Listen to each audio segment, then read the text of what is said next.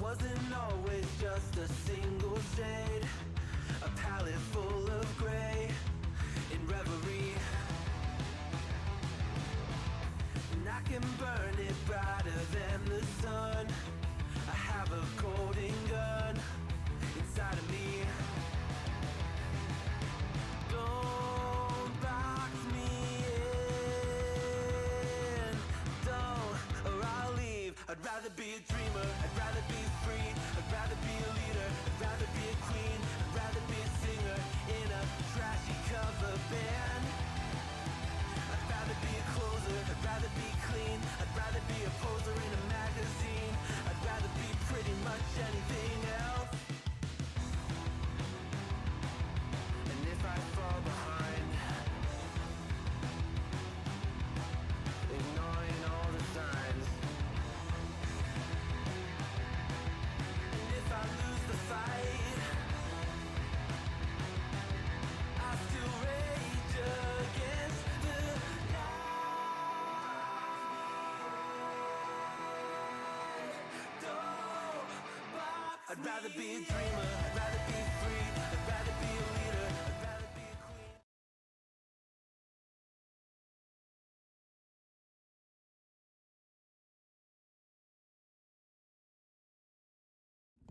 Hello! How's everybody doing tonight? I hope you're having a wonderful, beautiful, amazing evening. I know I'm having a pretty good day. Welcome to the stream. My name is M.A. Brotherton, Matt Brotherton to a lot of people, most people, everyone really. I am the creative force behind Taco Viking Studio, and I'm here to draw some little dumb dudes for you. The way this works is pretty straightforward. I have a wheel. My wheel has random things on it. Prompts, mostly from you, the audience. It's a little low on items at the moment. There's only 4 things. I took all the stuff from Monday off. We've got 4 things on there. We've got Bird Nerd. We've got Goblin Disco Party. We've got Yeti's Charlie's number 3, and we've got Frog eating French fries. I'm going to add actually a 5th element onto this list. Oops, crap, I shouldn't have spun it. I'm going to add a 5th and a 6th element onto this list then. I'm going to actually add Yeti's Charlie's number 3 back on because it's going to come off because I just accidentally spun it. So we'll add that back on. Yeti's Charlie's number 3. And then let's see, roller skating / skateboarding zebra.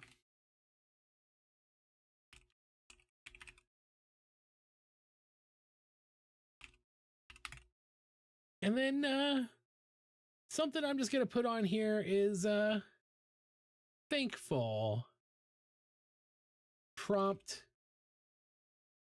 And I've got a list of thankful prompts, and I'll just work straight down them. There are things like draw a character handing out thankful pies. You know, just things that a random robot created as a list of prompts for Thanksgiving. Because here in the United States, tomorrow is Thanksgiving. And today is Thanksgiving Eve. So I'm thankful for all of you. That's what I'm thankful for this year. And I want to give back by drawing some doodling dudes. So I'm going to go ahead and spin the first one. I'm not counting that Yeti's Charlie's number 3 as the first spin because it was an accidental spin. So let's spin it.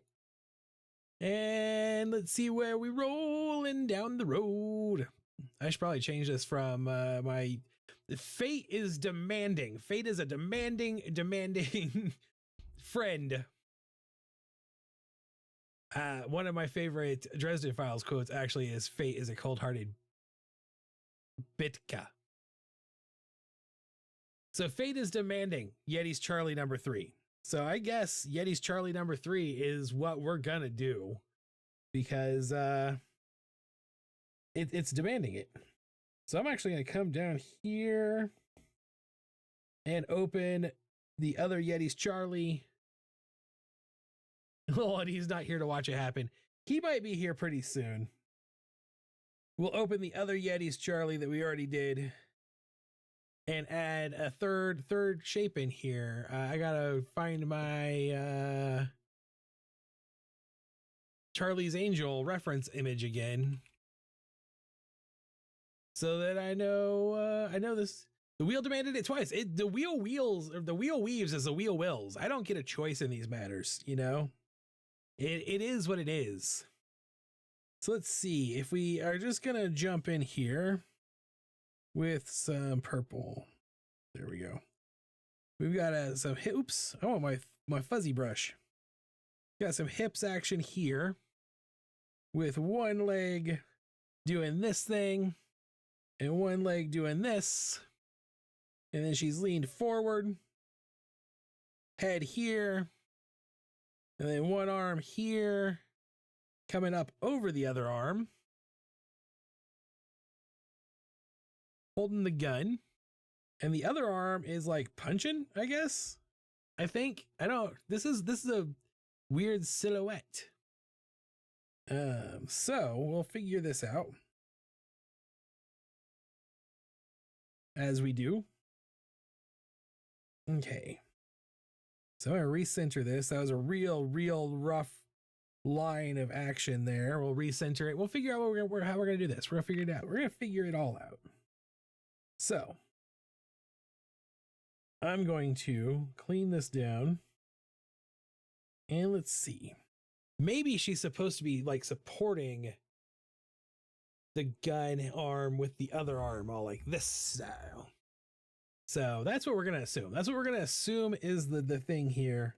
And that's where we're going to work. So we'll go neck and one shoulder. So other shoulder, torso shape in there like so, main line, and then hand,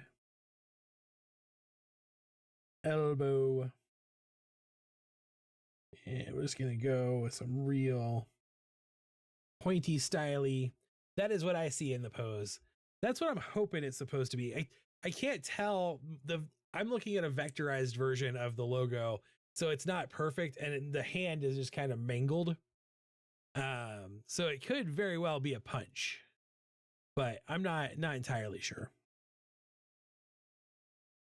So we'll bring this other hand here.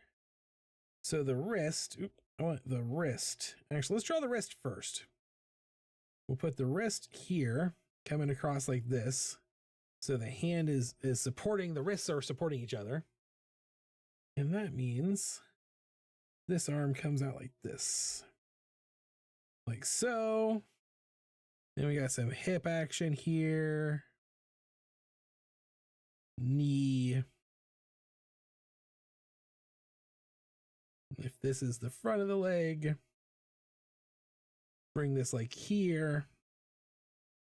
And then the same over here, down into the flared out pants. Like so. That's pretty much what I'm looking for here.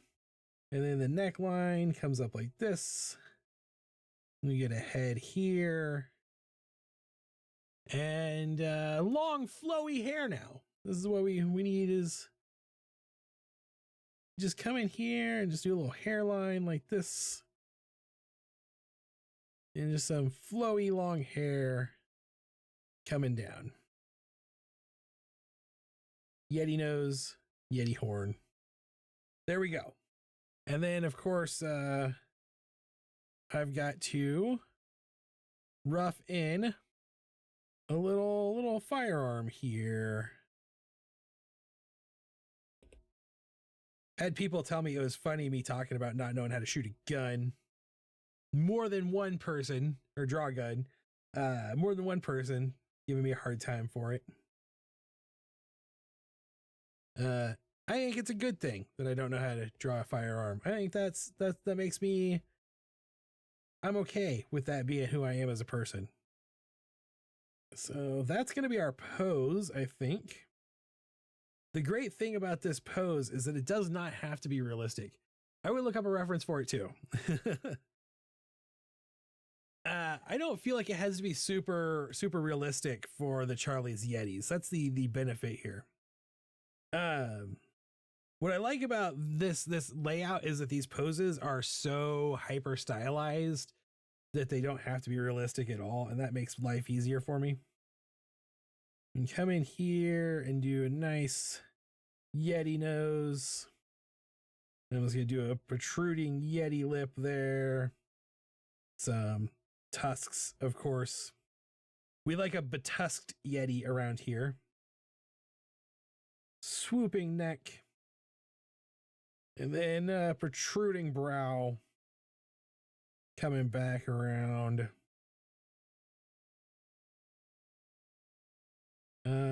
With some, you know what? I don't think I've done any eyelashes on any of the Charlie's Yetis, so this one gets eyelashes. Make this Charlie's Yeti stand out a little bit more, you know? That's the idea. I am sliding out of camera. Horn. Like so. And then this one's a little lower on the brow, so I'm just gonna give it a little ridge because I'm not gonna hide that with the hair. So we'll like there, right there. That looks good. It could blow bubbles for all we know, right? So there is a fantasy western series that I am a fan of, written by Sean Platt and Johnny B. Truant, called Unicorn Western. And the way it came into being was they had a podcast where they would talk about self-publishing and the writing industry. And the third member of their podcast was giving them a hard time because they're like talking about how you don't have to be that rigid in your research. And his joke was, if you don't do research, you'll end up doing something crazy like writing a Western where the guns shoot pink smoke. You know, where the gunpowder is pink smoke. So they wrote Unicorn Western because the joke was you can get away with whatever you want as long as you put a unicorn in the room. And then obviously made the guns, the magic guns that the main character uses are their signature is that they leave pink smoke because they're magic. They also fire 7 bullets.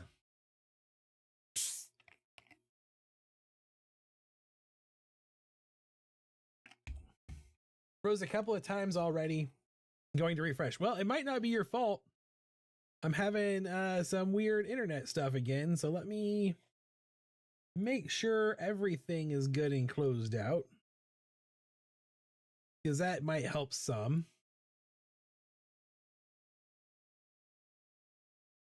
Especially one of the things that comes up for me sometimes is no matter how many times I tell it not to, Windows just keeps downloading its ridiculously huge updates all the time. And I'd actually do not want Microsoft to update my computer at all anymore. Every time they push an update through, it's got some sort of AI-based malware on it designed to steal my personal information. We'll see how much longer that lasts, though, now that there's an antitrust suit with them over AI stuff. It's crazy. We live in a world like that.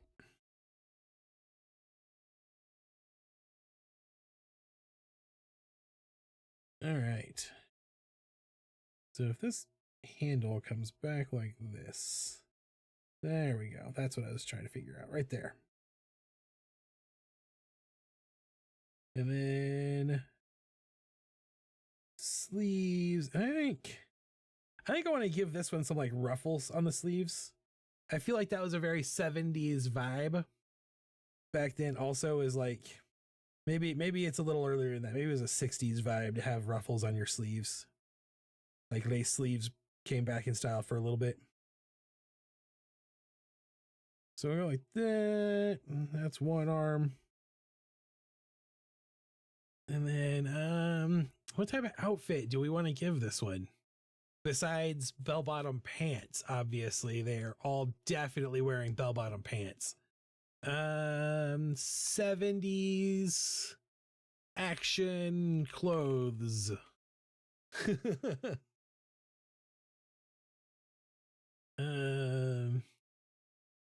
Okay. Maybe actually I'm going to do something different because I didn't do it on either of the other ones. And so this is my last chance. I'm literally looking at the first thing that came up when I did a search for 70s action clothes is a midriff and sleeveless. Literally the first thing that came up for 70s action clothes was a costume reference for Charlie's Angels. So we'll do sleeveless like that. And then I'm going to come in here, draw in this fist like so. Ooh, that's not a good fist. Let's clean this out so I can see where I'm putting in finger lines here. So there's a pinky line. There's a ring finger. There's a middle finger. There's an index finger. There's a fist. Then bring it back across like this. And then we're in sync this way. The synchronicity, the universe is active today. It is truly popping off up in here. So it looks like 1970s pants were very high-waisted. So we'll do some high-waisted pants. If this was 90s pants, they'd be lowrider pants. That's not high-waisted enough. Come way up here so we can get some that action and then some roundy curvy action there. So this Yeti's Charlie has some butt. Had to balance the meh. That's that fair. That is a fair statement. Way up here, some belly action, belly button. I have a friend whom I have not talked to in a long time. I hope she's doing okay. I have a friend who fully, like, her thing is that the belly button is the most intimate part of a person because it's like our connection to life. These Yetis are not the greatest work, but as long as Yeti Detective likes them, I don't really have to worry about it. I'm not going to sell them to anyone else. But I will sell them to him for very expensive amounts of money. All right. I think I'm going to stretch this line art a bit. So it's a little longer like that. And then I think I'm going to bring this leg down more. Like that. And this leg back some more. So like if they had feet, none of them actually have feet, but the foot would be like that. Like almost crouching, getting down into a shooting position. For custom art, it will still be a deal, I'm sure. Maybe. Probably. Really what it comes down to is that he often pays me for things that he doesn't really need to pay me for. Like doing him favors and stuff. So it all comes out in the wash. It's nice to have friends with little tiny bits of money. Bloop. All right. I like this. This helps, I think. Those stretching those legs out gave this a little more proportion to me. I don't think I gave any of the other Yetis any kind of chest area, so to speak. I think that's something worth noting. The third angel in the Charlie's Angels logo is a little more pointy in places. I'm gonna go in here. I've got a special folder for Yeti's Charlie's now. Boop. She got a little bit of curvature. Nope. Okay, so maybe I will make this one a little bit curvier here. You can't really see it through the arm, so no point in it. No point in worrying about it. I think this is a pretty good pose. I think I do want to come in and flatten out this head a little bit more. Just a little to kind of like bring that face. The thing with the proportions on your head is like your eyes are centered vertically in your head, and that's all well and good most of the time. Which is about where I had them before. If you kind of look at it like this, that's about where it was before. But it didn't look right. And so sometimes you have to go off of the perfect specs. And that's a thing that's hard for me. I'm a person who really appreciates like symmetry and mathematical rightness-ishness, you know? And so it was a really hard lesson for me to learn to be like, it's okay to go off the cuff and do something different. But I think we've got a pretty good looking sketch here. So I'm going to let's ink it in. Let's ink it in and see what we can do with this Charlie's Yeti. Flat brush. Just gonna start with, I think, the brow ridge. Coming back. And then I actually think I really like the way these eyelashes worked out. At least in the sketch, I really like them. I hope I can do them well with the inking. But I think they will look pretty good here, like that. And then let's fill those in with black. And actually, yeah, that looks good. I like that. I think it looks really good. That's a technique I'm going to remember for use in other things at some point in the future. Little pupil action. And we'll come down. Hooky nose. None of the rest of them have hook noses, so I thought, take the opportunity. Hey, how's it going? Are you having a good night? Are you staying warm, staying dry, staying safe? Ready for feast giving tomorrow?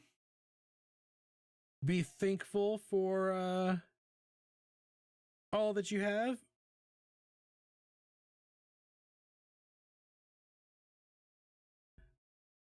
Bring this ear around. Little bat ear, I think. Like that. And I'm just going to bring these hair strips. I'm going to try to make these hair strips a little swoopier than I've got the sketch. I think I can do something really nice with that. Bring this horn. And wow. Wow, wow, wow, wow, wow, wow. So I'm going to come in here and bring this hair swoop out and back up to here.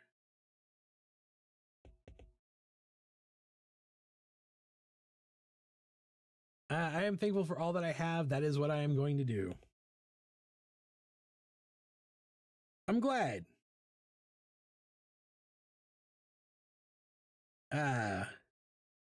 I'm pretty thankful this year. I am thankful for, like I said, I'm very thankful for all of you. I definitely appreciate all of you. I want to start there. And I'm thankful for just the support network I have in general. It's been a hard year learning to basically be an entrepreneur and start my life over in a completely different way than I've ever done it before. And I've had a lot of support doing that. I'm very thankful for that. I will be at the Turkey Trot volunteering at the Ozarks Food Harvest tent. Oh, that's awesome. That's really cool. I am thankful for you. Well, thank you. I appreciate that.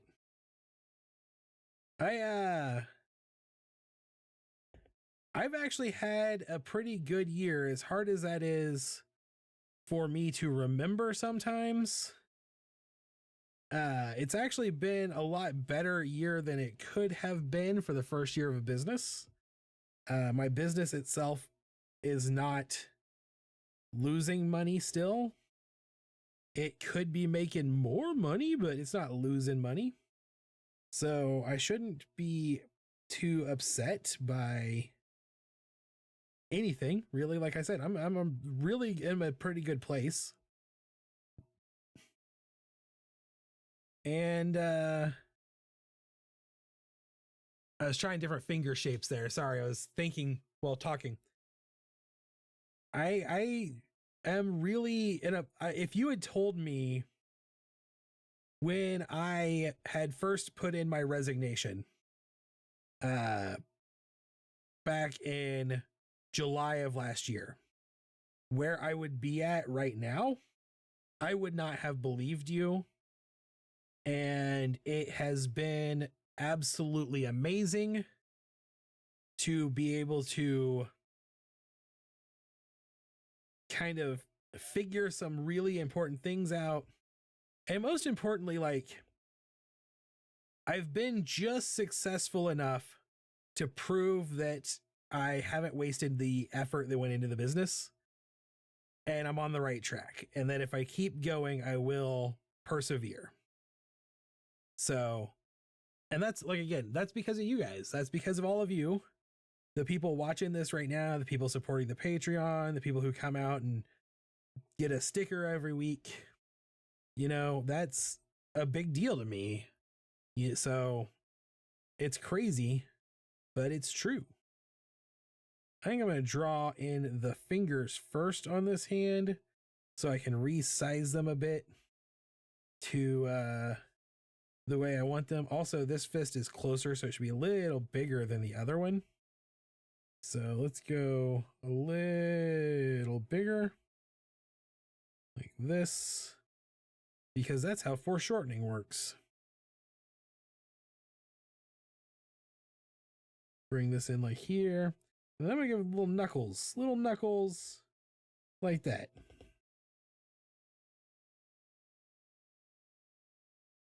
That doesn't look good, that pinky. So we'll redraw it, bring it around like that, and just redraw that part of the hand there. I'm about to make some moves. Ooh, that's exciting. I'm curious. I'm excited to hear about what moves you're gonna make. I should say I'm also very thankful. My birthday present from Poor Theory arrived today, and it's super freaking awesome. Like, look at this thing. It's a giant stone D20. It is freaking amazing. I love it. And it came in this awesome box with like a slidey top display case box so that you can like turn it sideways and display it. It is freaking so cool. So cool.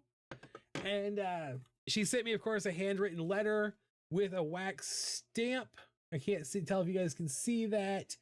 It's got a little skeletal hand throwing a D20. It's so freaking cool. My friends spoil me. Happy birthday, belated birthday. Mine was actually like 2 months ago, almost 3 months ago now. But happy birthday. That's awesome. I am 100% on myself at this point. Okay. Sometimes I don't know what things mean.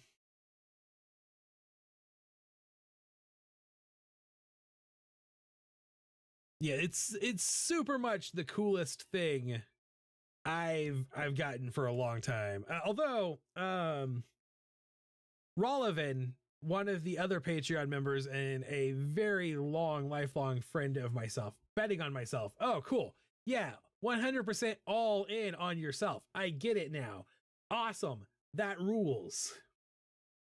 For my Rollivan got me also for my birthday this year a really awesome pair of custom Chuck Taylor tennis shoes that have D&D art on them. And I love them too. They're actually over in a box over on the shelf waiting for me to get some extra cash that I can use to get my hands on a tennis shoe display.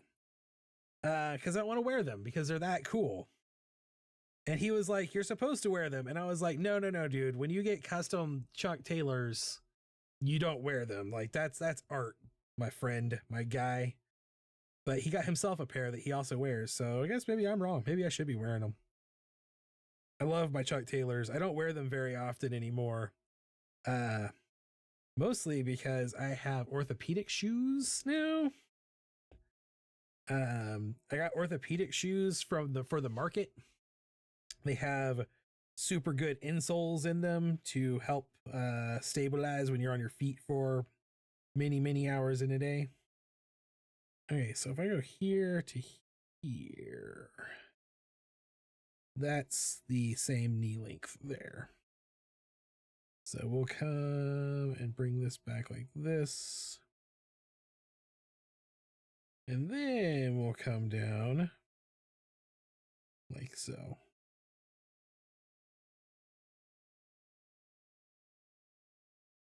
Yeah, I got them old people shoes. That's basically what I got. My mom bought me a pair of shoes. They're the exact same types of shoes my dad wears. So I literally have old man shoes. But they have super thick padded insoles in them. So they work. They do their job.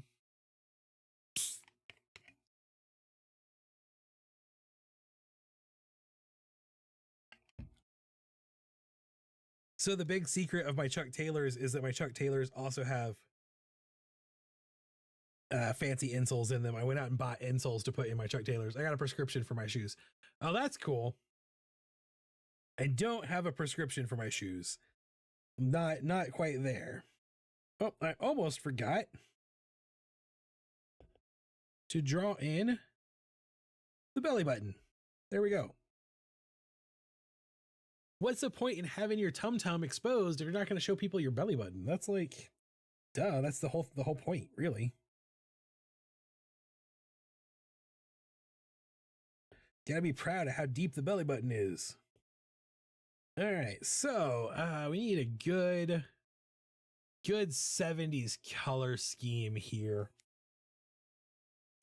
I guess if I look at this same art block, I've got a color scheme I can go with.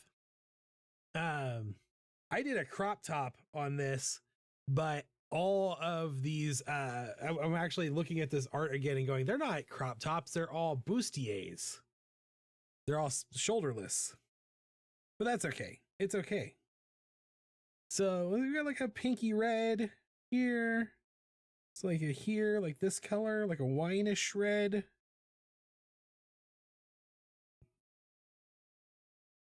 And then matching pants. And let's see, we've got a teal Yeti and a blue Yeti. So let's go with a real darkish blue Yeti. like this. Bring the lightness up a bit for the non-hair parts. Obviously they're still Yeti, so they still have to be ice themed. This is still a little too dark. I think I want a little more contrast there. That's better. I just like having lots of good contrast on a character like this. And then darker for the horn. And then we'll do a super saturated version of this blue for the eyes. And we can come over here and just do a pretty basic gray on this revolver. Yeah, this isn't too bad. I think this is pretty good. You know what? Actually, I think I'm going to, on this Yeti, I'm going to pull it a little more towards the purple hues. So we'll go there and then like this. Yeah, I like this purple. I like having this kind of complementary color set. I'm gonna take this way down here like that. I like that purple better. I like that a little bit more reddish in it. And then I'm gonna come up here and I can't remember what color I used for my shading on this Yeti. Oh, just my standard gray, looks like. That's good. Turn that on, turn her back off. And then all of the shading is lit from the top down, straight down is what I was doing. Okay. So, not on the right layer, this layer. There we go. Straight down from the top on the shading. Really just bring out some depth to it. I think this came out pretty well. Here's what I've noticed. So Monday after I got off the stream, I sat down and did the weight pulling sleds pulling zombie. And I realized when I did that, I was like, man, why is this so much like cleaner line art? The detail is better. My hands are smoother. And I was like, what is it about this? Why can't I do that on the stream? And I realized that part of the problem is that it's actually really hard to talk and draw at the same time. So I have to give myself a little bit of grace on the stream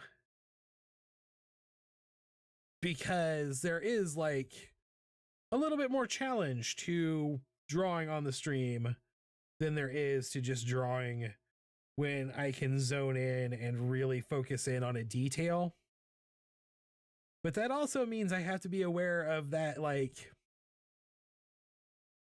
limitation to stream drawing.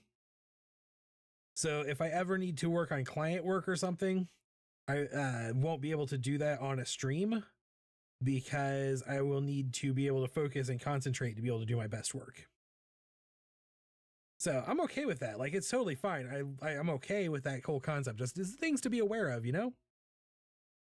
Sometimes you just got to know what situation you're going into. And just give yourself what you need for that situation.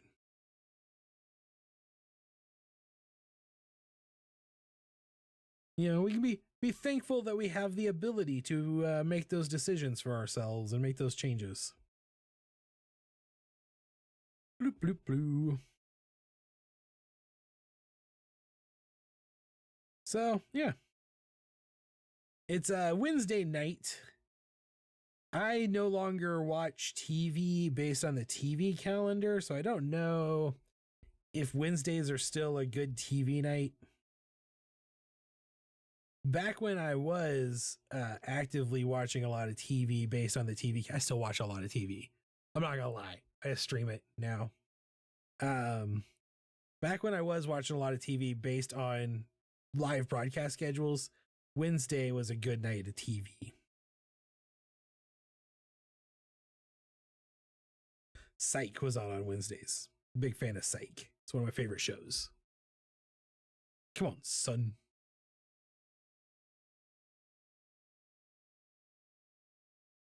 I got my dad to watch it when I first moved to Helena 10 years ago. I was staying with them for a little while then too. And I got my dad to watch Psych. And now he still will sometimes be like, is that Lorenzo in there? He's a psycho, whether he wants to admit it or not.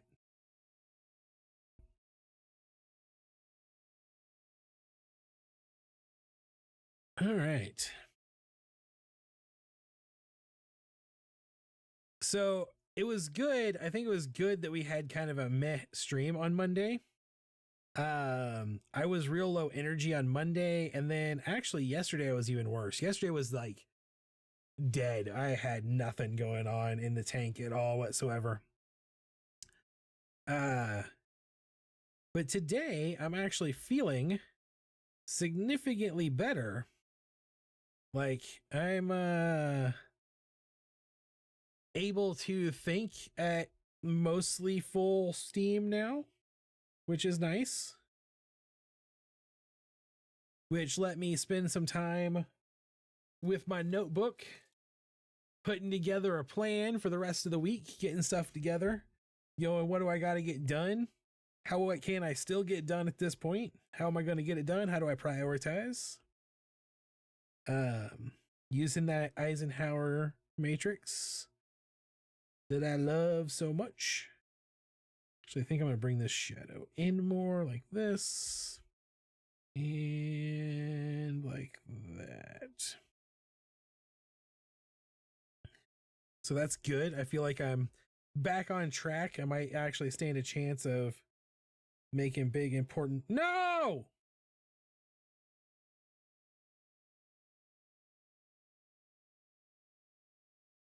Just saying my brain is back to working.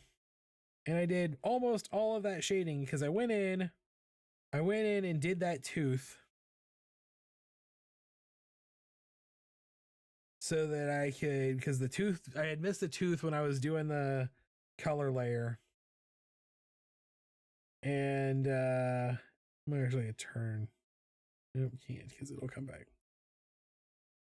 Completely went through after that tooth and drew all of that shading back onto the color layer. So now I'm gonna redo that, go to the correct layer again, and redo all that shading. Oh, every digital artist I know has that happen to them at least 3 times a day. So that's not really a lack of brain power thing so much as it happens all the time kind of thing. So come in here. You know what? That's okay. It was meant to be. Tonight's a serendipity. I'm grateful because I think I was overthinking some of this shading the first time through and being way too precious with it. And if I just let myself relax and do it, it comes through, first of all, faster and more smoothly. One of the things that's on my list of like people ask me, because apparently the amount of art I do is surprising to some of the other artists. I would absolutely do it constantly. Yeah, a lot of people, it's a full-on thing. Apparently a lot of the artists I know are always surprised by how prolific I am as an illustrator, how many illustrations I do in a year. And then they do the math and realize how much I do in a day, and that really freaks them out. And I think part of that is because I overthink my art a lot of the time. And so I have to give myself super hard deadlines to be able to get anything done at all. I have to get myself moving a little more smoothly, a little more fluidly, and just a little more naturally. And my work gets better because of it. So if I tell myself, oh, I got to draw 4 illustrations today, I don't have time to let the nerves get in the way of the art. And the other thing, like one of the things I always tell people is I don't work with traditional media. So I don't ever have to worry about paint drying or anything like that. I can just move. I can just go as fast as I want to go. It would be a very different thing probably if I was working in traditional media. Although I think if I was working in more traditional media, like something like paint that has to dry, not like markers, I would probably be working on 5 or 6 pieces at a time. I would be one of those people. So it is what it is.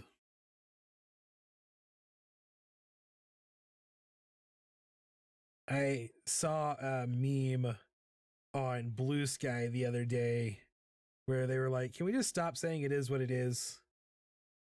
And really it was, it was kind of about current situations in the world and the frustration and pain those things cause.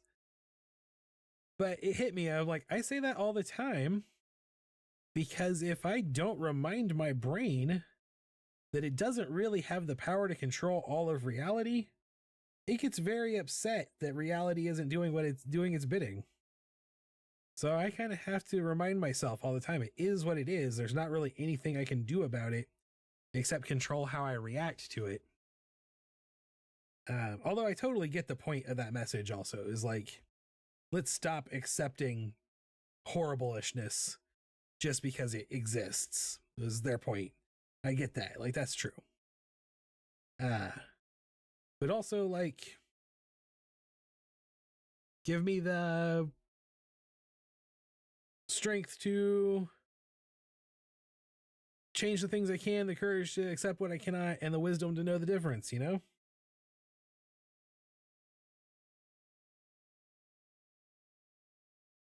Okay, now, multiply. That's better. That looks much, much gooder. I'll put some shadow in here behind the ear. Oops. I keep turning the eraser on, so I'm erasing instead of coloring. And then I think I'm going to give a little bit of shading on the horn also. Just a little touch of shading there. And then maybe like some like here. Bring this in to like kind of imply the bangs are, I don't know. I think I should have drawn that into the line art.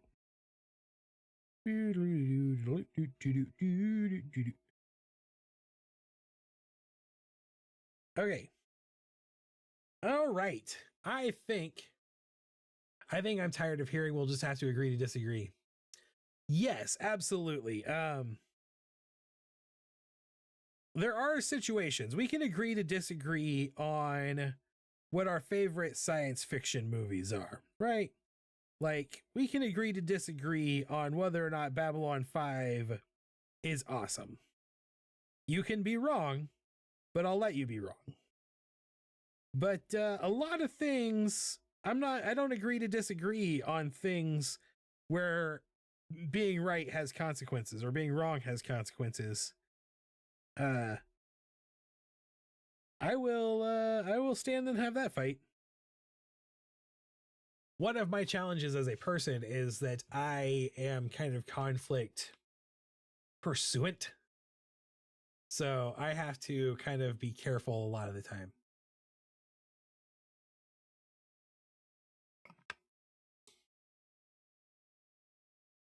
There is a vendor at the Glow Market.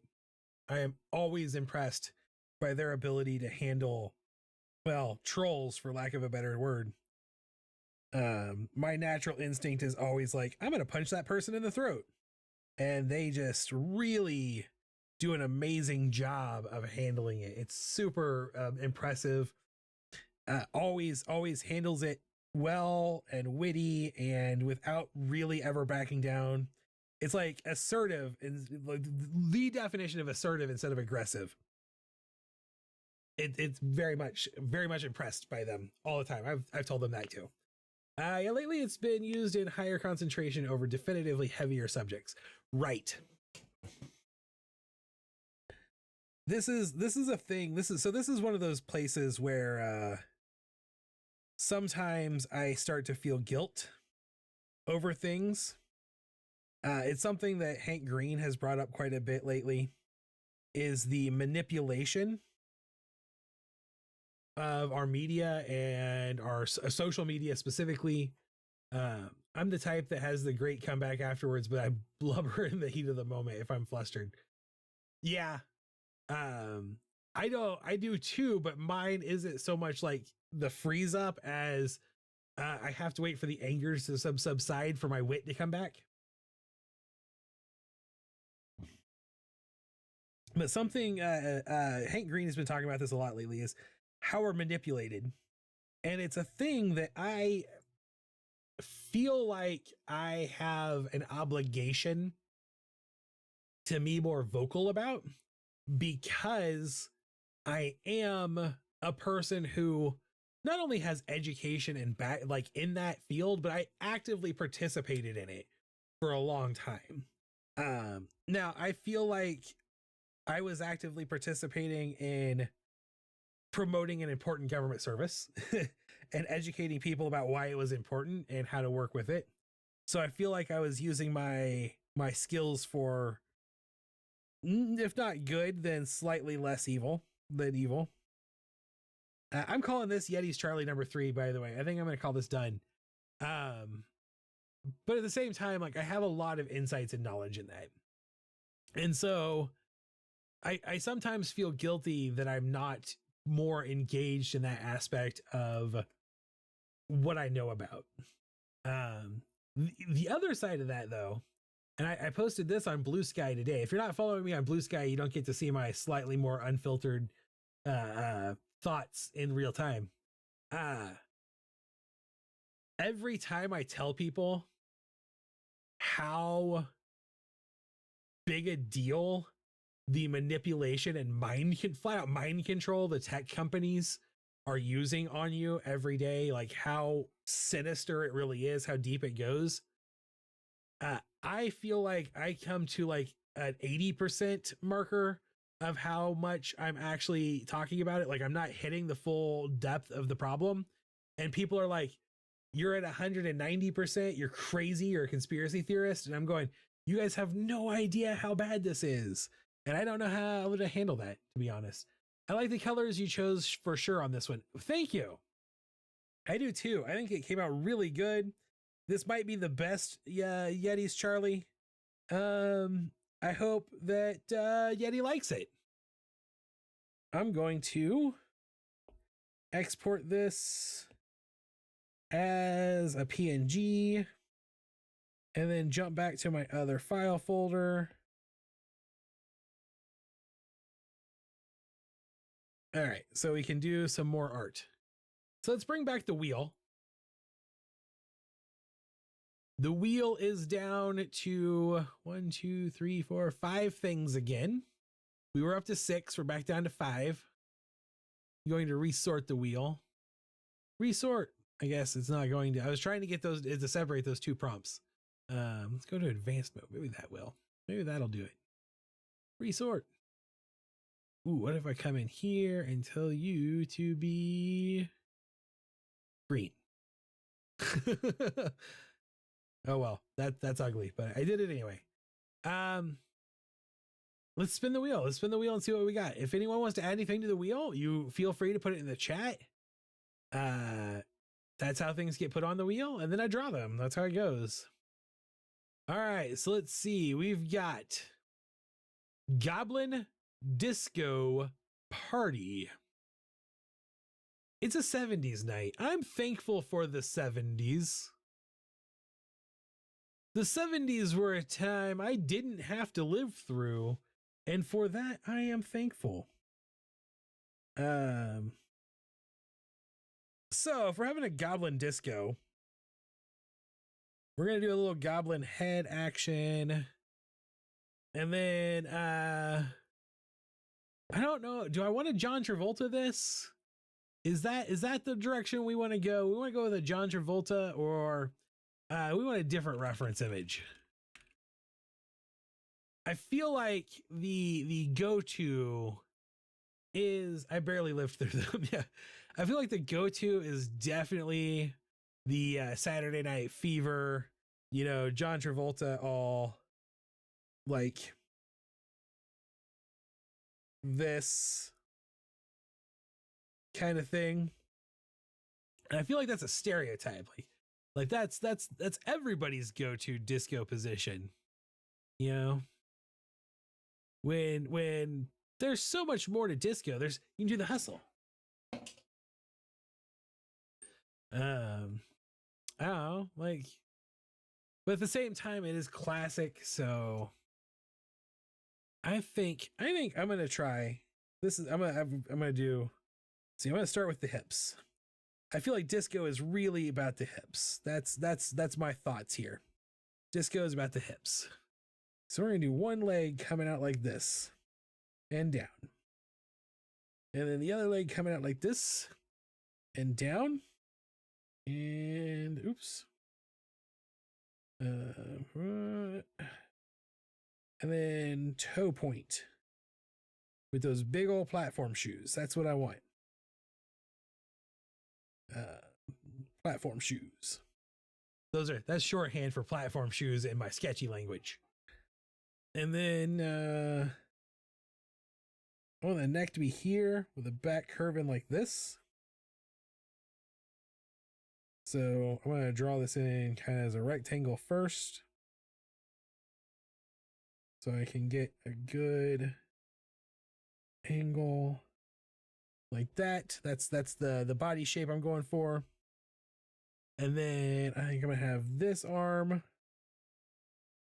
coming down like this.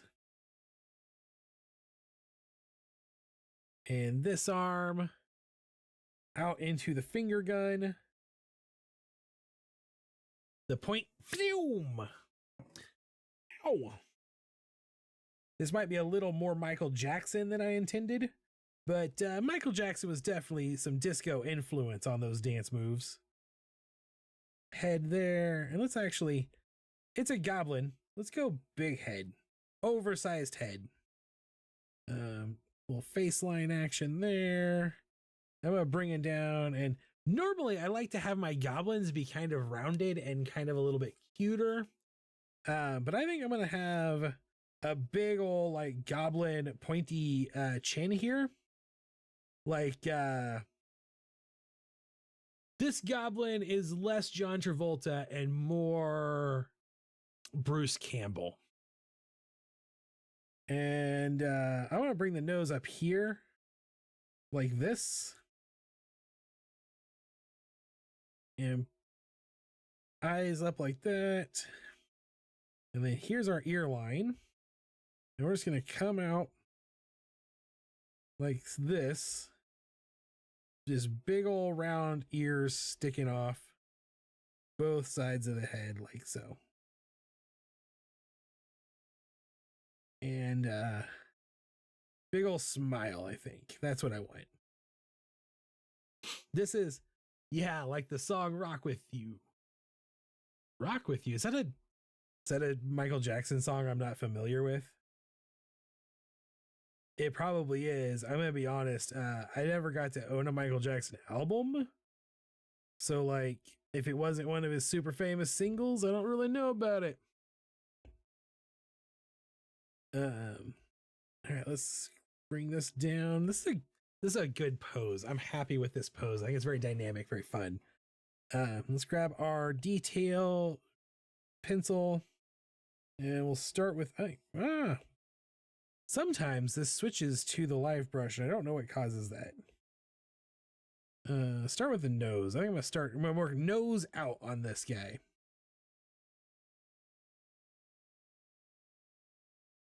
So go there.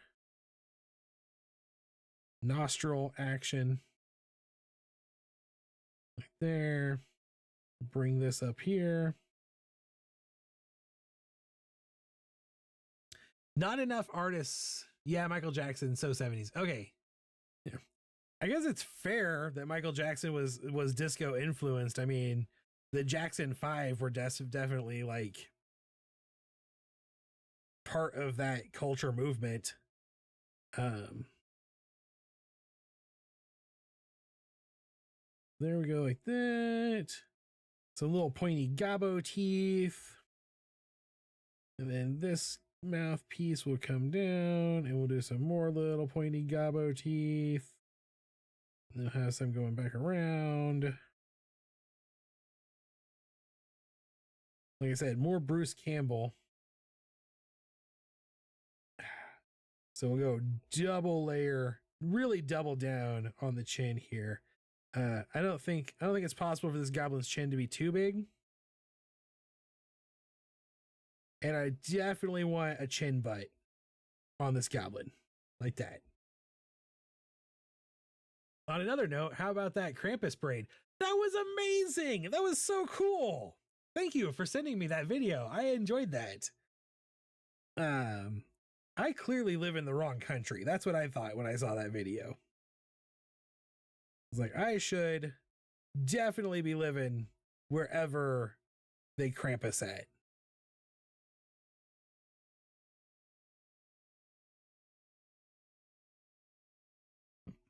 That's a thing I've talked about with some people before. Like, I think this ear should come back, actually, now that I'm looking at it again. I, as a person, am less inclined to I'm like one of those, I'm a stick, right? I'm a rod. I'm like, I don't want to reward good behavior. I want to punish the wicked. The first vid was in Norway. I assumed it was Norway. I think Krampus is really big still in Norway. Obviously, like, enough for it to have a parade.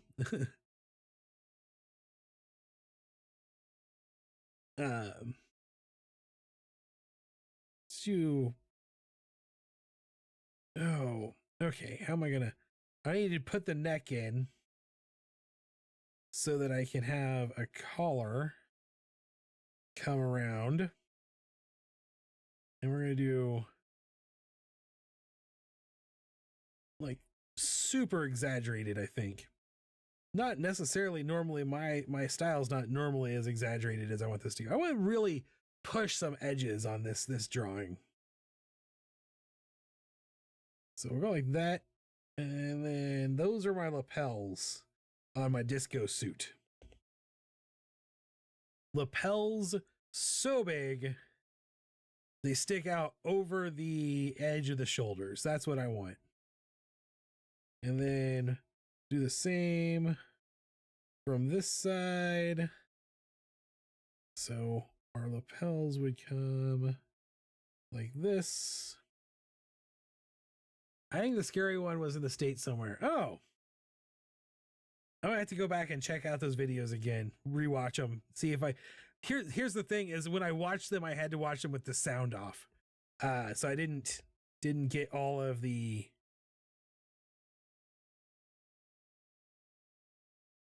context, I guess, is the word I'm trying to find there. And then this hand is going to be hand. So pinky, hand, pinky, ring finger, middle finger, pointy finger, thumb. Now, okay, I'm going to exaggerate some features here.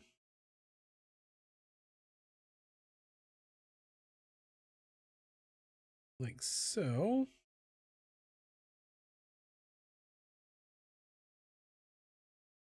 Oh, this is fun. I'm liking this quite a bit. All right, and bring this jacket down and flare it out. Little flare jacket action. Over here, we're gonna do the same. Actually, I'm going to tighten that in for the hyper exaggeration feature more than anything else. Bring this out and back down like that. And then, so that means this hand comes like this. There's our palm, thumb, thumb, thumb, pointer finger. And then middle finger, ring finger, pinky, thumb.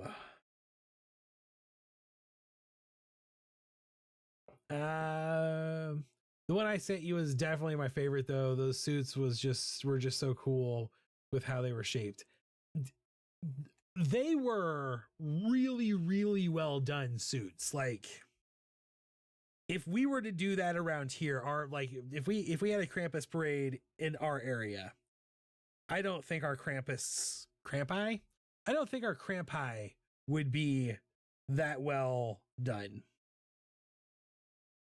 Like I think our Krampi would be still cool. Like there'd be a lot of enthusiasm, but they wouldn't be as awesome. All right, so now I'm going to come in here and I'm going to draw. So round, foot shape like that, toe shape like that. Really extended because it's a goblin. So we'll go way out here like this. And then up over like this and back across. Like that. There we go. And the same over here. We got our heel boot.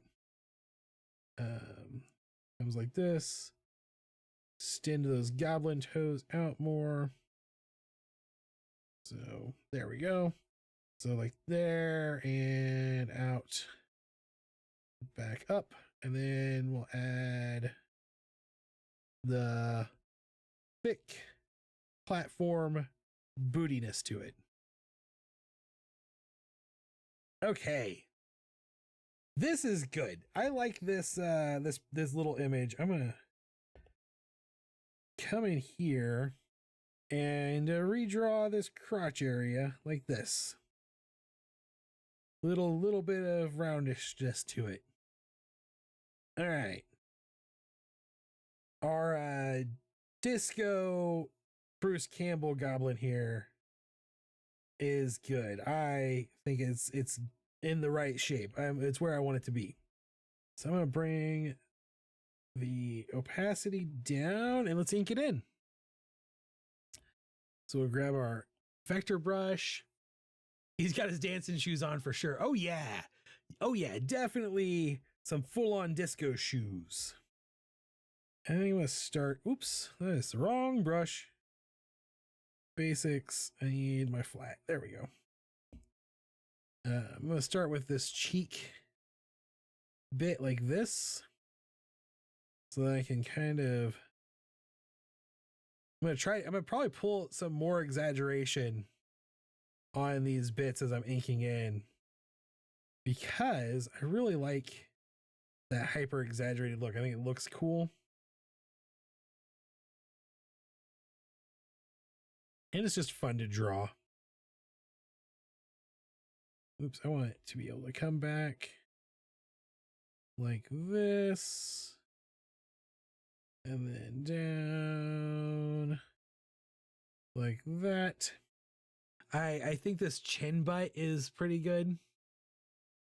The hustle is still stuck in my head. I keep hearing the flute part. Yeah, that is literally like the only disco that will ever get stuck in my head. And it is exactly that part. It is.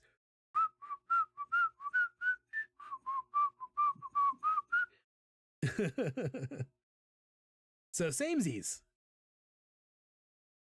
That's what I get for having disco on the wheel.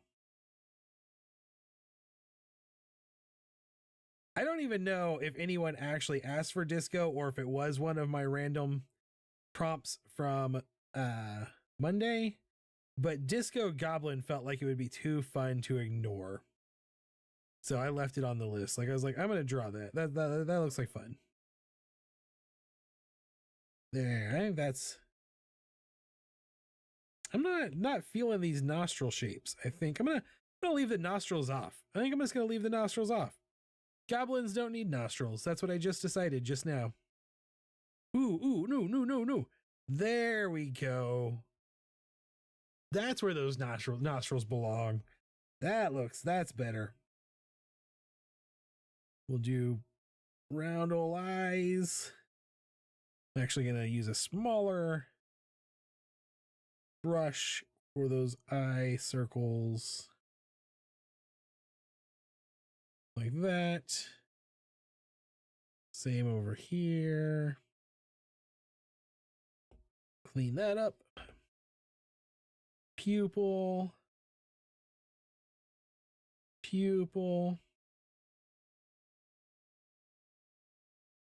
That should not be curved there. There we go. There we go. That looks better. All right, now I can go back to my bigger brush. Eyebrow.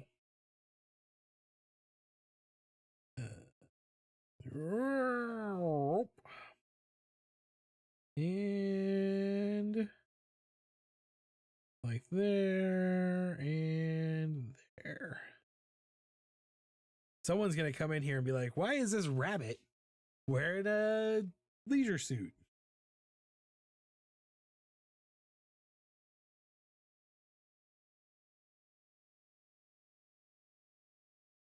I've been really trying to rethink some things about like the stereotypes of certain cartoon types as I draw them, because there are some unfortunate implications in the histories of certain stereotypes in cartoons. And I don't want to contribute to that. So I've been trying to go, what is the root of these things? You know, even in my dumb little doodles, I feel like there's a responsibility to be aware of the root of where certain ideas come from and how we think about those things, how do we accept those things. Again, I'm pretty much always thinking about that, how culture manipulates us thought process. And one of the ways it does that, and this is good because it also means we can use it to our advantage, is we normalize things through art.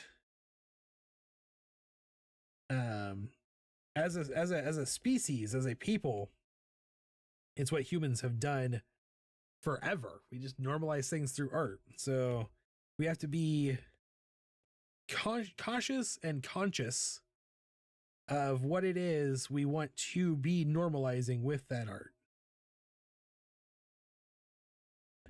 And sometimes there's roots in those things that you need to really pay attention to avoid some of that, or purposefully lean into it if that's the route you're going. That should have been broken line. Sometimes the trimmy tool does not trim correctly. That's okay. I must have hit that with a fill bucket at some point. That's usually what causes that.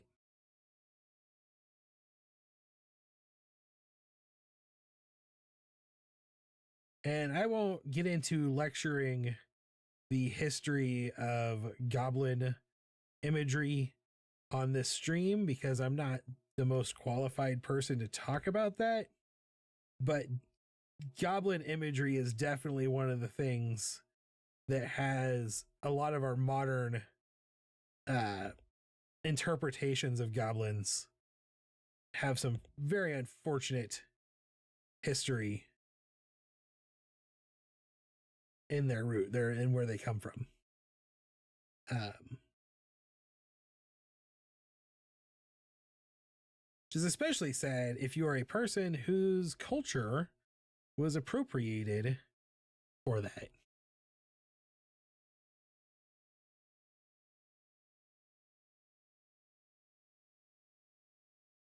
So yeah. That being said, don't feel bad if you like cartoons. Nothing wrong with that. Sometimes cartoons just have outdated ideology in them that we've just kept around because we haven't thought to go, hey, we should update that and stop using that shorthand. Just like any other form of media.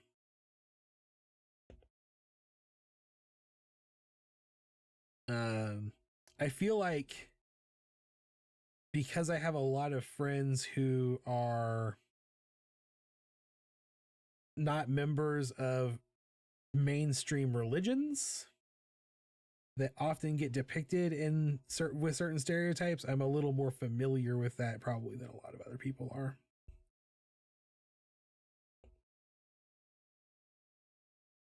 Of course, on the other hand, that's artists, like people, that's the art community, right? Like,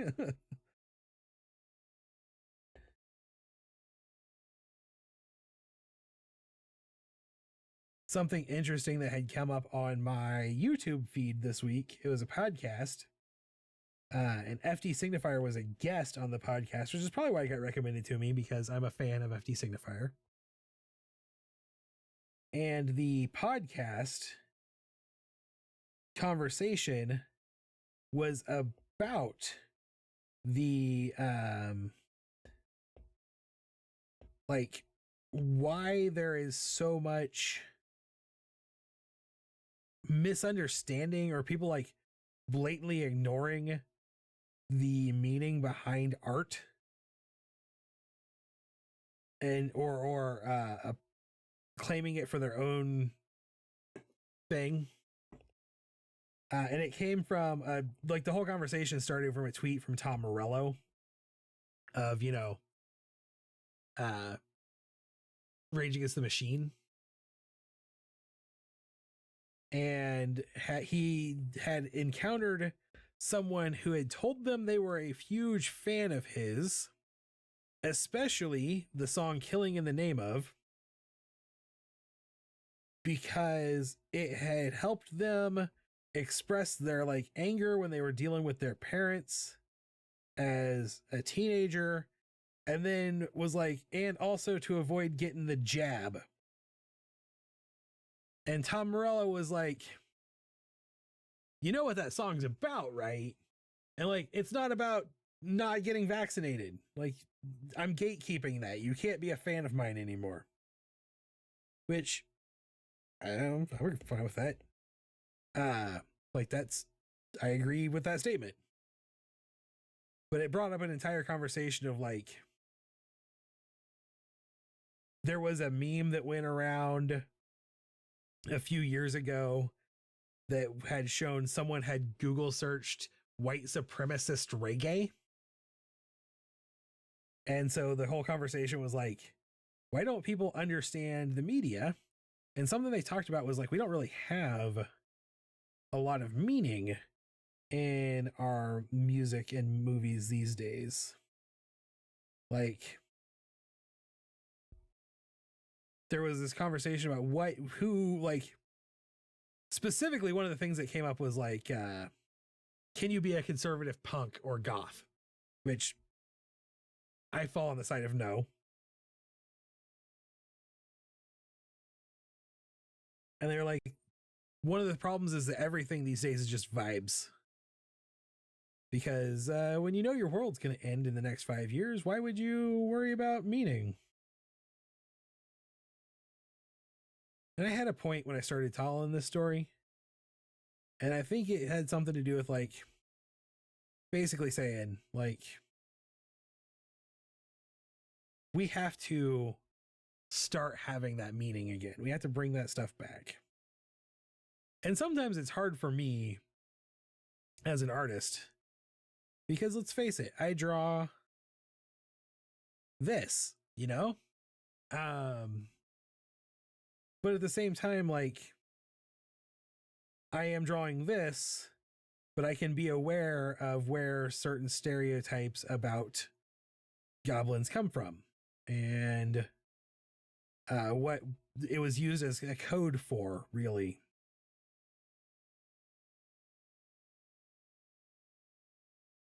So, yeah, that's your morality lesson, I guess, for the night.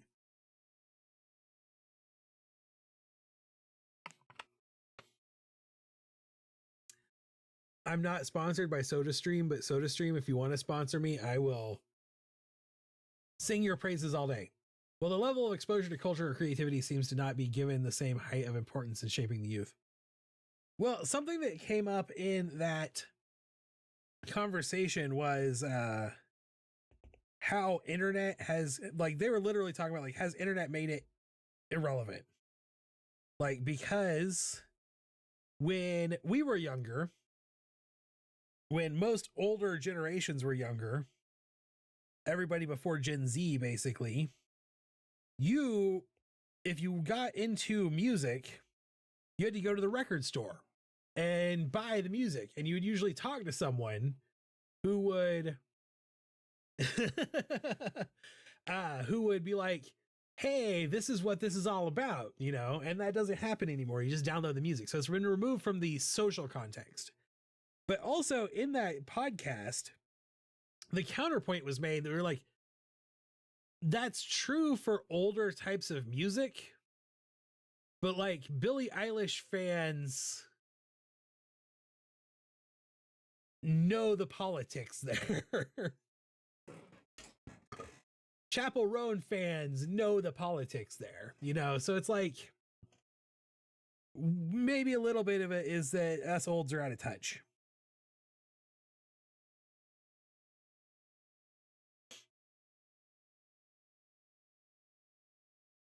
It was a really good podcast, is what I'm saying, is I highly recommend you check it out. Sorry if I keep burping into my microphone. I'm trying to avoid doing that, but I am drinking my SodaStream, not sponsored, but totally would be willing to endorse. Youth don't know how to figure these things out and have any appreciation for so much. No diss to them. They just aren't shown anything anymore. That was another big part of it, because FD Signifier used to be a teacher. That's his before being a political commenter on YouTube life, he was a teacher. And one of the things that he was pointing out was that the education, the media literacy education, just doesn't exist anymore. But almost as important is like that social aspect is where you get a lot of that. And part of the thing was, one of the things that he was pointing out was, it's not like they don't have a chance because it's been undermined entirely. Like, there is an actual plot, for lack of better terminology, to undermine your ability to do that, to think reasonably, rationally, and reasonably. But he actually goes into when he was teaching when No Child Left Behind first started, and that entire program was designed to remove critical thinking skills from the education system. And I was like, man, I probably got lucky then. Oops. Again, wrong layer. I probably got lucky then, because I graduated high school like literally right before that.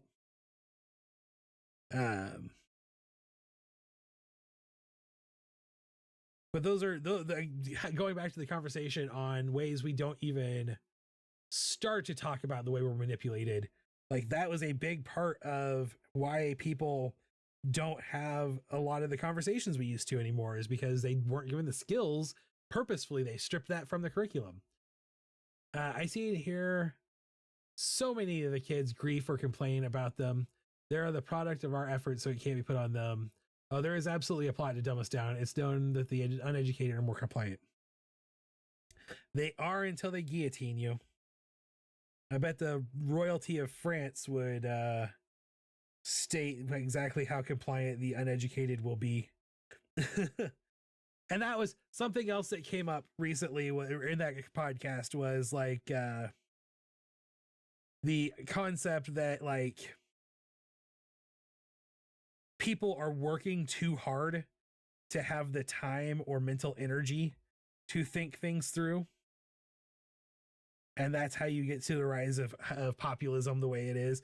To quote FD Signifier from that podcast, like, if we want to reach people again, we're gonna have to put the clown shoes on. You know, we're gonna have to make the spectacle of it.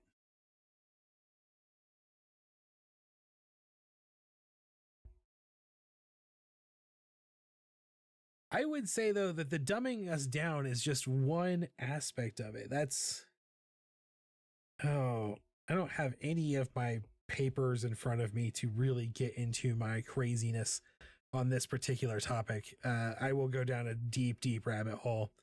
But basically, our entire modern culture is designed to make us, what's the term I want to use here? Compliant isn't quite, to make us completely dependent on other people to think for us. Everything about our modern society is purposefully designed to outsource our thought. And we did it to ourselves. Like, we willingly went into that world thinking it was gonna be awesome. And it could have been awesome, but it can only be awesome if the people in charge of those things are not horribly evil. And the type of person who wants to get you to outsource their thinking to them, generally speaking, not a good person.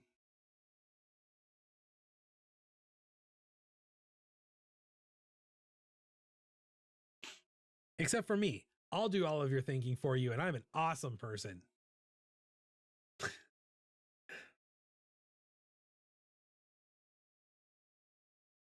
I think I'm going to fill in these spaces here with just some black. Just to fill them in, have them out of the way. There we go. I like that. I'm going to put that like there. There, like that. A little show there. Yeah, like that. A little bit more there, there. Let's come in here. We'll just come like this. We'll just do a little roundy bit on the ear. Like so. Undo whatever I just did. Redo that.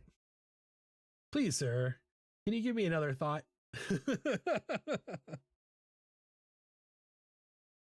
Yes, I can give you another thought. Specifically one that will make you feel better, I think. I'll let you decide if it makes you feel better.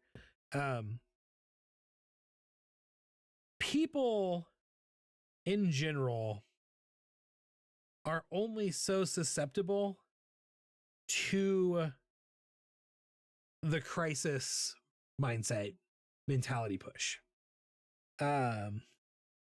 So one of the things that came out of the KGB papers was this idea that, like, literally one of the things they experimented on and did was they actively forced fed terror and fear-mongering messages that were completely nonsense to people, and learned that if you do that long enough, they will believe anything you tell them. To a point. They'll believe anything you tell them until they hit the breaking point. And then the breaking point causes them to have a giant rubber band backlash. People are not wood. You break them over, they don't stay broken. People are rubber bands. You pull them far, you can stretch them real far, but eventually they're going to snap and go the other direction. So, yes, it's kind of a dark time right now. There's a lot of things to be worried about and upset by. But one thing to remember is that people will snap back and go back the other direction. I don't know when that will happen. and I don't know how far that backlash is going to go. My thoughts are that it will happen in the next decade, and I believe it's going to be a big snapback, because we think of the situation we're in now as basically starting in like 2016, but really it started in 1980 with Ronald Reagan, and really honestly the neoliberal economics of the late 70s entirely anyway. And that's the level of backlash we're looking at. And it's gonna be big.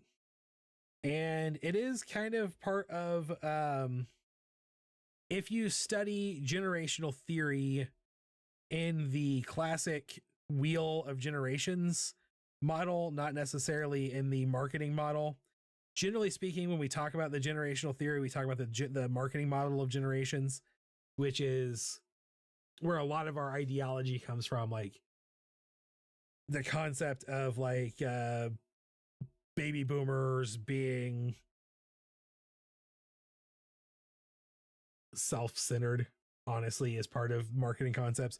The good example is the idea of Generation X being the latchkey kids is the marketing generational theory, and it's supported by sociology, and those things have a good basis in reality. I always my favorite definition of marketing when I was studying marketing was marketing is the practical application of psychology, sociology, and anthropology.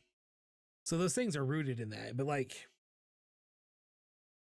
the generational cycle theory of marketing, or of generations, is that the cultural runs in a cycle of events, not necessarily like wheel of time, exact same events over and over again, but like there's an unraveling, there's a rebuilding, there's a catastrophe, blah, blah, blah, blah, blah. And we are in the catastrophe right now in our generation cycle. So we're basically, and those cycles are, this snapback may be unimaginable. It may be, but I imagine it was unimaginable 100 years ago too, which is the last time it happened. That's where I was going with this, is these cycles generally run in around 100 to 120 year cycles. So if you go back 100 years, you're looking at World Wars I and World War II. Which, by the way, right before World War I kicked off in 1919, you had a giant worldwide pandemic, and then you had World War I. And if you look at that now, we've had a giant worldwide pandemic, and we definitely, whether or not we call it a world war, we got one going on. So I think there's some stuff there. There's some things worth noting. All right. But you know what? We don't have to worry about any of that, because we have a disco goblin.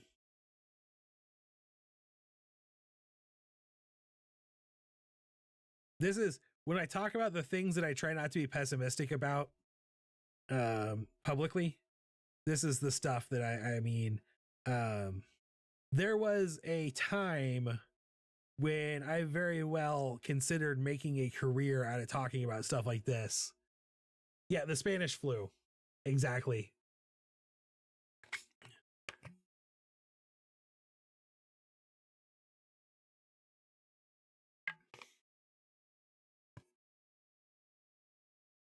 In fact, there was a time that I did get paid to talk about stuff like this.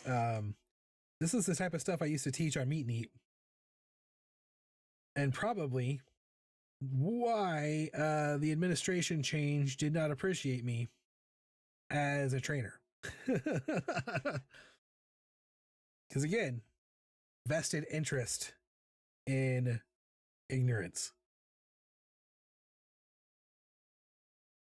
And Matt don't do ignorance. When I did my soul searching the other week, I rewrote my mission statement, and I made it pretty clear It's fight ignorance, challenge cruelty, spread joy. Yeah, the more I see, the more I do see the cycle like that, saying those who forget history are doomed to repeat it. Yeah, and here's the thing is generation cycle in the United States goes back to the founding of the United States. Like, you can follow it. It's there.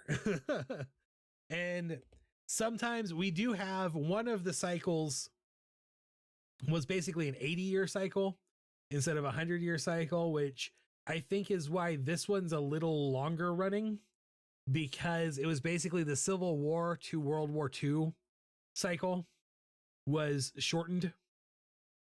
And so this one feels like it's a little more expanded. Otherwise, we would have already been in like well into the end of the cataclysm by now. We're definitely the unraveling section. But if you look at that cycle, the reason I'm hopeful is when you look at that cycle and you look at the roles of the generations in that cycle. My generation, millennials, align with what we call the greatest generation, which is the people who fought World War II. It is the hero generation. We are stunted in our growth cycle, full on 100%. To bring in that marketing generational theory now, millennials don't know how to be adults, but that is coming to an end as we enter into our 40s. A lot of the responsibility and roles that, like, there's a whole lot of sociological factors here. Baby boomers stayed in the workplace a lot longer and emphasized millennials well into their late 30s. So it's like this whole thing, but like our generation is starting to take control of situations and change. I think within the next 10 years, how millennials have been trash talking. It really is. Here's the secret. I find it very funny and find it kind of sad. The dreams in which I'm dying are the best I ever had. I find it funny that Gen X on TikTok, like normal consumer Gen X, always complains that no one ever brings up Gen X. But that's because the people who are doing that complaining are not media aware. So they're not aware of the fact that Gen X controls all of the media that writes those generational hit pieces about baby boomers and millennials. So of course they don't badmouth themselves ever. The other thing is, like, literally the Gen Z, like, generation is the people, the artist generation that does the rebuild. They're the ones who bring us back into the really awesome part of the cycle. So, and they're coming into adulthood now. So it's all there. And the alphas will be the kids who reap all the rewards. They're the baby boomers, and their kids will start the cycle again. It'll just wipe everything out again. It's just the way. The other part of it, though, is another part of this is, in the theory, is like it always moves forward. Progress is always made. It's just progress is this jerky, halty step situation that doesn't always feel. It's not linear. Progress is not linear. What this has to do with me drawing little doodles, I don't know. Sometimes I just can't stop myself from being a smarty pants, though. I am calling Disco Goblin done. I'm really happy with how this turned out. I feel like this pose is very dynamic, very clean. I think it's a lot of fun. Turn off that grid and see it, really see it shining through.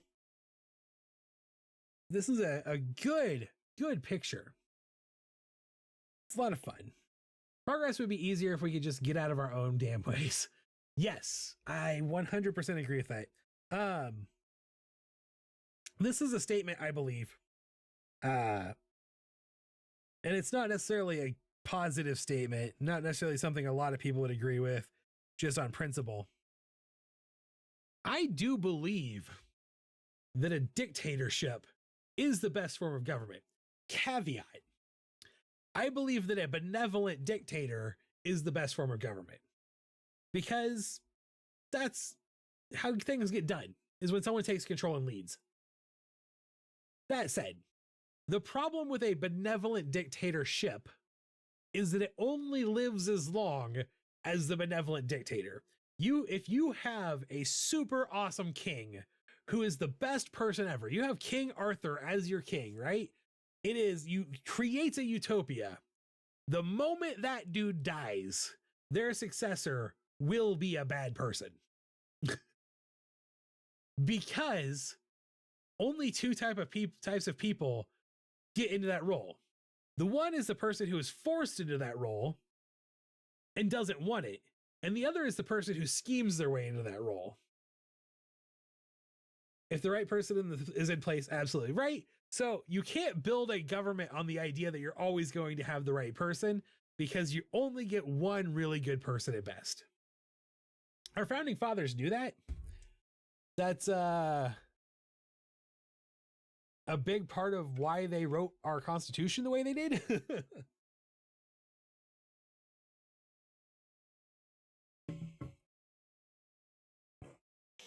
You know, Thomas Jefferson said that you should never go more than 20 years without completely rewriting your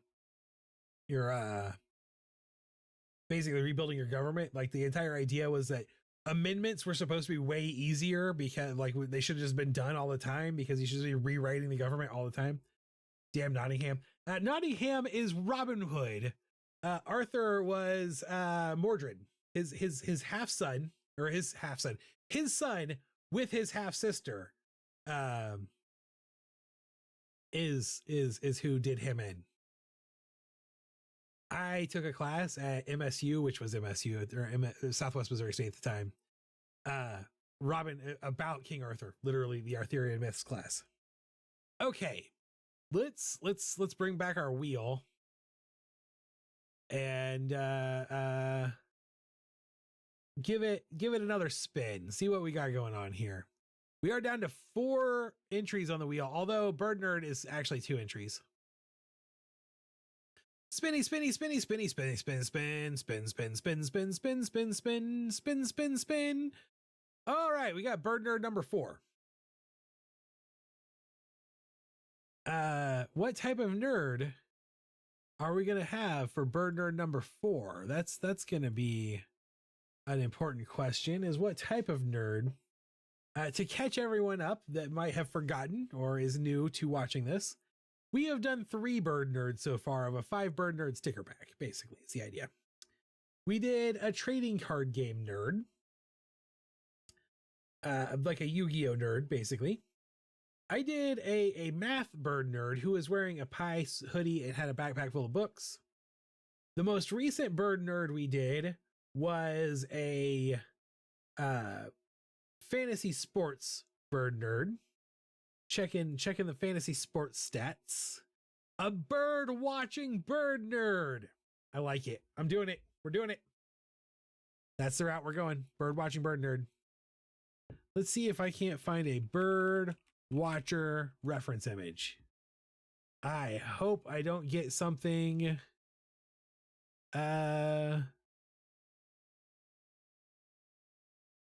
off-putting.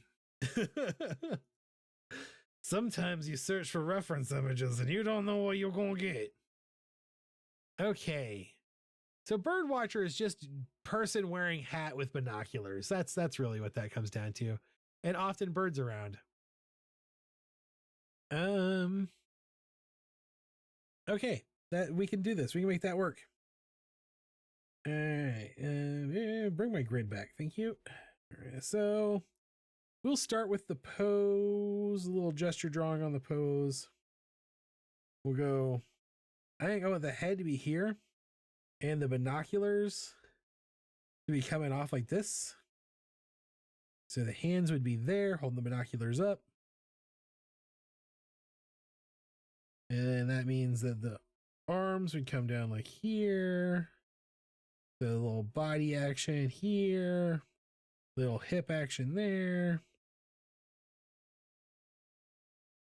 And then legs. That's not a very dynamic pose. I need to dynamic this pose up some more. Astronomy nerd with a telescope. Ooh. I'm going to go that route because I was just looking at my birdwatcher pose and going, this isn't a very dynamic pose. But if we do telescope first, right? Start it here. And of course, it'll be, it's an astronomy nerd, so it'll be the type that has the eyepiece here. And put in our tripod. Right? And then have the bird bent over like this, looking in. But I'm gonna do that a little bit better. Head here. What type of bird is into astronomy? That is an important question. I'm not drawing a turkey. I've drawn a lot of turkeys in the last week for reasons. Also, after tomorrow, a turkey will not, no one will care about a turkey. I'm thinking duck is what I'm thinking here. So like there, a little neck. Here's a little duck body. Little duck butt. Duck leg. Little duck flappy feet. This isn't very good. I'm gonna have to, ugh. Sometimes I just don't feel like I'm getting the thing from my brain to the pen the way I want it to. Looking at telescope reference image. Okay, here we go. See if I can find a good reference image that shows me what I'm trying to get to that I'm not getting to yet. I think I got it. I think I got where I'm going here. Go this way. I'm going to do the head first. Like so, right? And then pipe tube coming up like this into telescope. A little rounded on this telescope here. So this can go down like this. Little telescope action. And of course, I'm going to do that thing you do, sitting at the scope easier on the neck and back. Yeah, that's honestly the thing I've been, I'm looking at these images and going, this is why this doesn't work, is because I was trying to do like a complete bent over.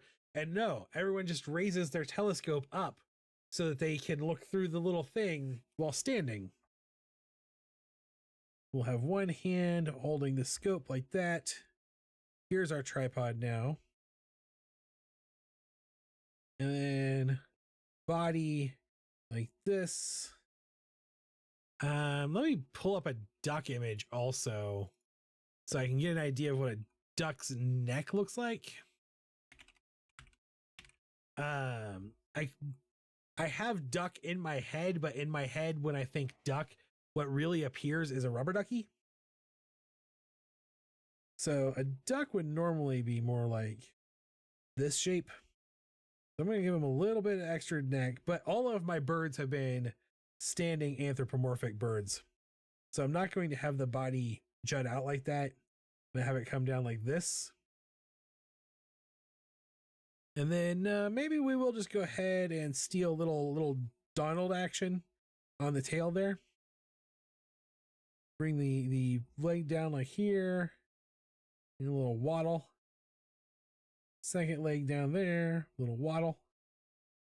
And then this would be this arm here. And what's this do? The other arm like this.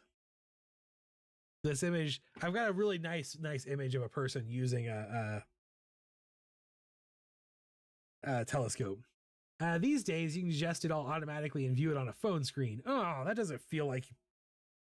It feels like that's something I would do, not something a real astronomy nerd might do. I don't know. I'm not saying that people aren't real styling. I'm not doing gatekeep, obviously. Just like there. And bring this duck bill like that up like this. And I think that's the basic shape I want to go with right there.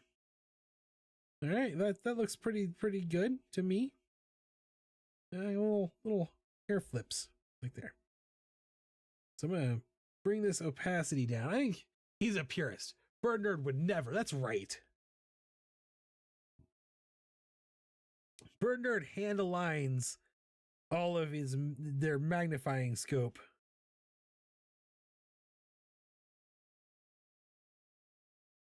Manually. Okay, I'm looking at Duck Beak here, and I'm trying to decide if I want to go how heavily into the kind of Donald route I want to go, and I think I want to go a little more actual duck here. So we'll come up like this, and along like that, a little bit like that maybe. And then the nose is up here and comes down like this and around like that. This room is all maps and charts of the cosmos. Absolutely. Uses that computer program that lets you like calculate how long it would take for a spaceship to actually fly to the center of the galaxy. And then eyepiece is here, coming down like this. And we'll do eye behind it like this. And this eye, of course, will have to be closed, squeezed shut. And then the head come around, and that little tuft bit there I drew in, kind of a longer-ish neck like there. And then I'm gonna go ahead and draw in a little ring here, because ducks have that little ring around their neck, right? And then what do our stargazers? I think we'll do kind of like a collared shirt here, peeking out from inside a sweater is what I'm thinking. Really do like a big banded. Ooh, I got that tail action. I'm gonna come in here like this. There we go. It's like a little sweater. Like here. Yeah, I'm liking this. This looks good. This is gonna work for me. And then this little butt comes up like that. And you got the little legs coming out and little webbed feet. They actually, real ducks' web feet have talons. They're terrifying. He will have something with a NASA logo on it, like a shirt or a coat or pen. Ooh, yeah, but now I have to draw the NASA logo.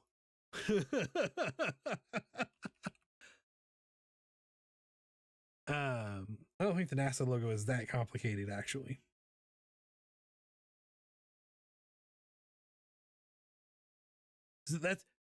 So does the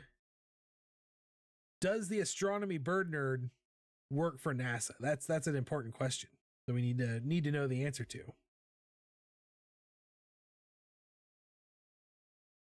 So maybe this sweater isn't a sweater, maybe it's a sweatshirt.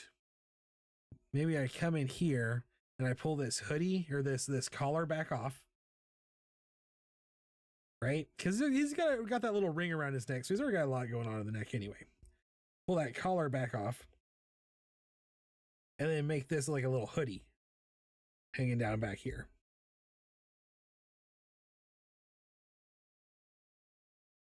And then we can come in and draw that logo on there like that. Or a rocket. Yeah. Could just say Cape Canaveral, but not sure how to spell it right. Well, here's the thing is the NASA logo is just what I just drew. Like it does say NASA on it, but the actual logo is it is a compass with a swirl around it, like a star coming around it thing. They call it the meatball.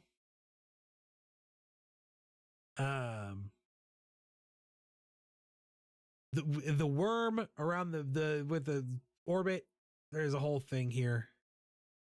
There's a whole history of this that I was just looking at. It's not important. That reads NASA enough, I think. For the real nerds, the real bird nerds will know that's a NASA logo there. Then bring this arm over here, like, oops. If this arm comes from here, then this one needs to come from here also, like that. And then clean that up. Clean that up.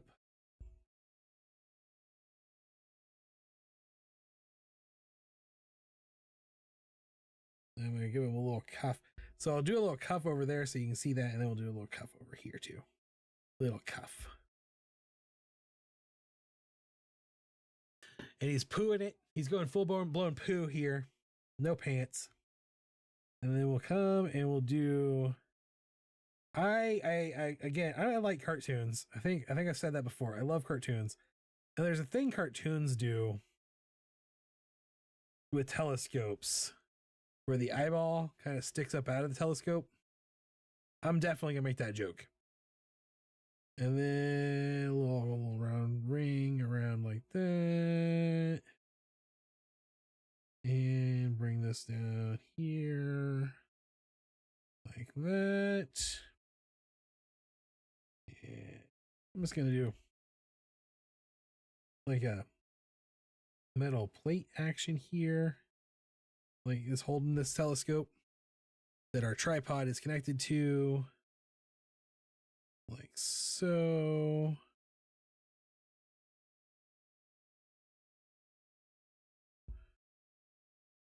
There, that's pretty good. I love duck feet, the cartoon kind, not the talent-filled ones. Me too. Real ducks are scary. And also very greasy. They're not nearly as tasty as you might think. Okay, let's do some inking. All right. Also, you know what? I think I did a really good job on this beak. I think it turned out really very good.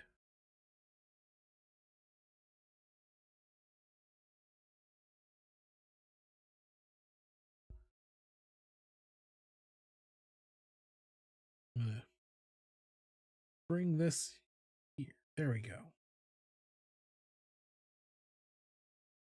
Closed eye. Bottom beak. Action like that.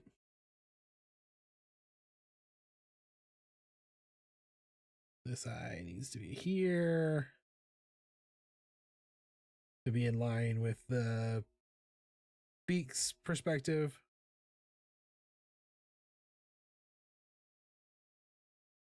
Boop. Doop doop doop boop boop boop boop boop boop boop. There's definitely still a lot of Disney influence in this duck. I'm not gonna lie. One of my favorite all-time cartoons. Actually, two of my favorite all-time cartoons. One is a spin-off of the other. Would be DuckTales and Darkwing Duck. So basically, shows that star Launchpad McQuack. So there's gonna be some Disney influence anytime I draw a duck. That's just the way it is. I'm not gonna fight it. I am, however, fighting singing the theme song to DuckTales.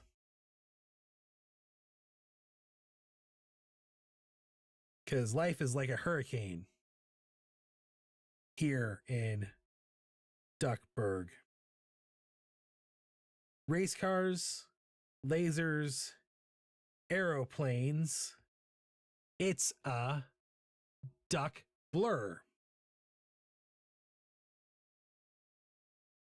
Might solve a mystery or rewrite history. DuckTales, a woo woo. I keep envisioning him in a button-up shirt, Howard the Duck style. Yeah, Howard the Duck is a great character. I love Howard the Duck because Howard the Duck was a big kind of middle finger kind of thing to basically the Disney organization. Like, screw you, you don't own ducks. There was a whole lawsuit thing involved. Like, when Marvel first introduced Howard the Duck, not the movie itself per se, but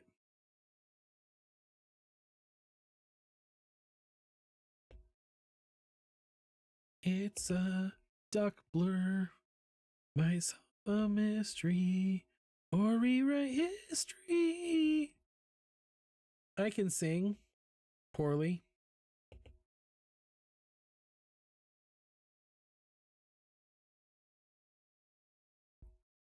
Howard the Duck, man, that's a movie that I think goes underappreciated as far as he was a jerk and I love him. As far as 80s movies go. Like,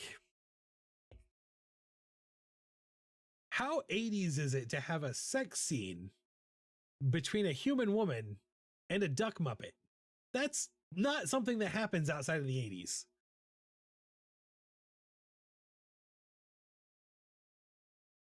Also, while we're on the subject, Caroline in the City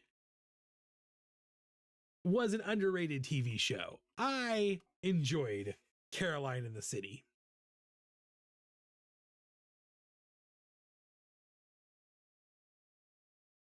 And if you don't know the connection between those two things, you're too young for this live stream.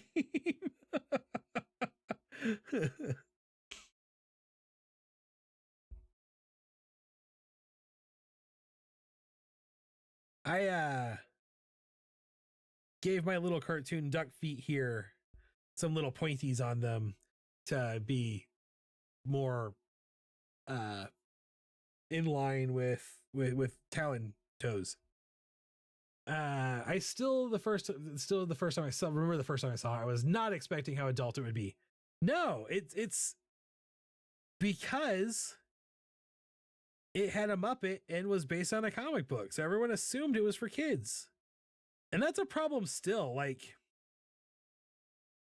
when The Watchmen came out, there was like a family of like, it couldn't have been it couldn't have all been one family, but there was like 8 kids all under the age of 15 in that group. And I was like, this movie is rated R. These kids should not be in here at all. Like, this is on you, mom.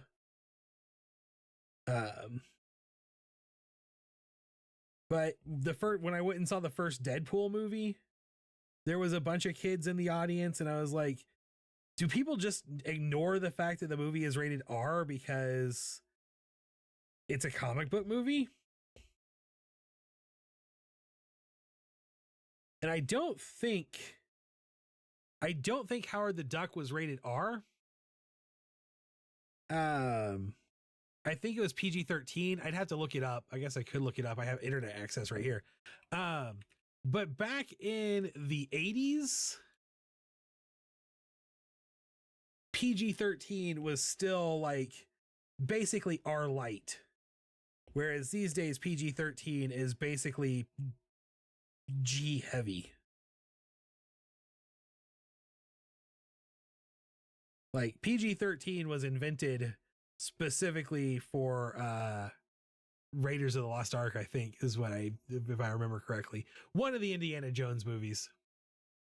What was the rating on this movie? Tim Robbins was also in Howard the Duck. I always forget that. We are at a day and age where the parents think they know better and then they find out. That's yes. Rated. What is this movie rated? Rated.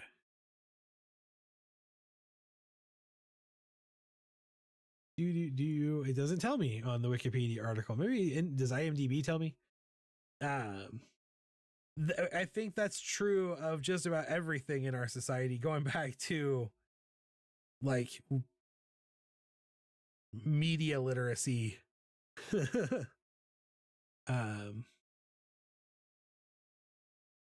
Howard the Duck.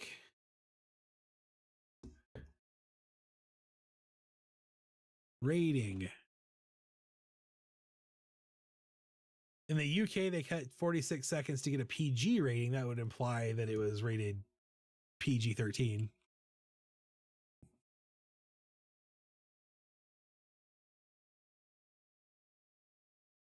I show Howard Duck as PG. Okay, I am a little surprised by that because it was definitely PG-13 at best. But the Howard the Duck comics were lewd comics. Like, they were adult comics. They were like National Lampoon comics kind of type of thing. So like Howard the Duck was meant to be a dirty character.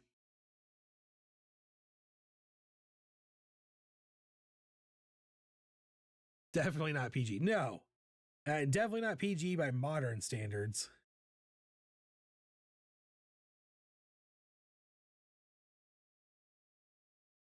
Of course, standards change all the time in the movie rating because the MPAA is like 8 random people from Los Angeles and no one knows who they are. And every time those 8 people change, you get a different rating board and different ratings on everything. The standards change.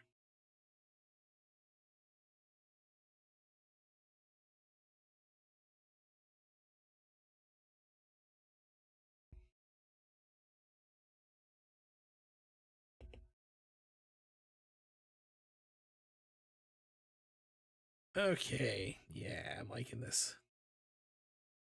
And then I'm actually going to try to give this a little shape here. Trying to give this a little more shape to it.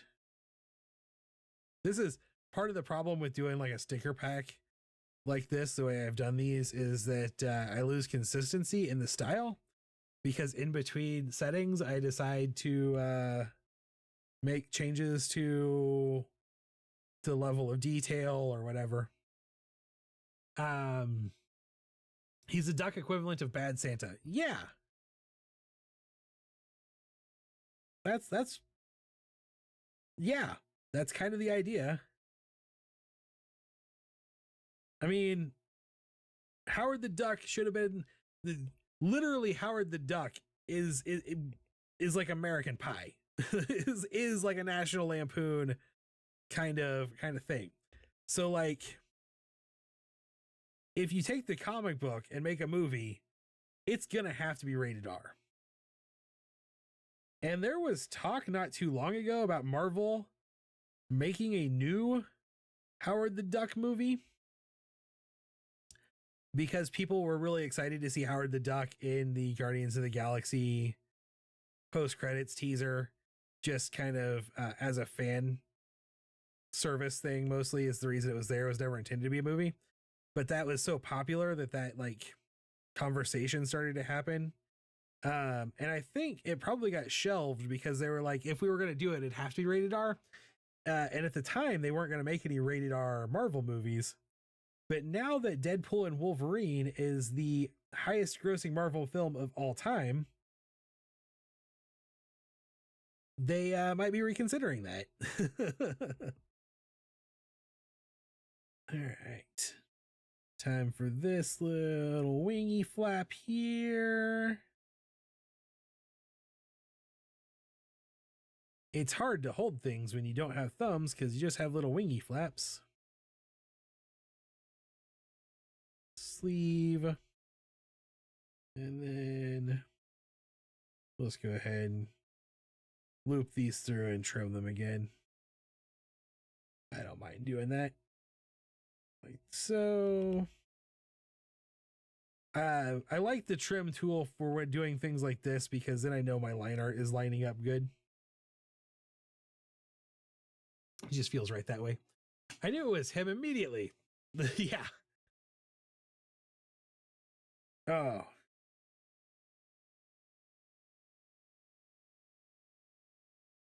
And the design from Guardians of the Galaxy is much more in line with the comic book, which of course is technology change. It's hard to make a Muppet that looks like that.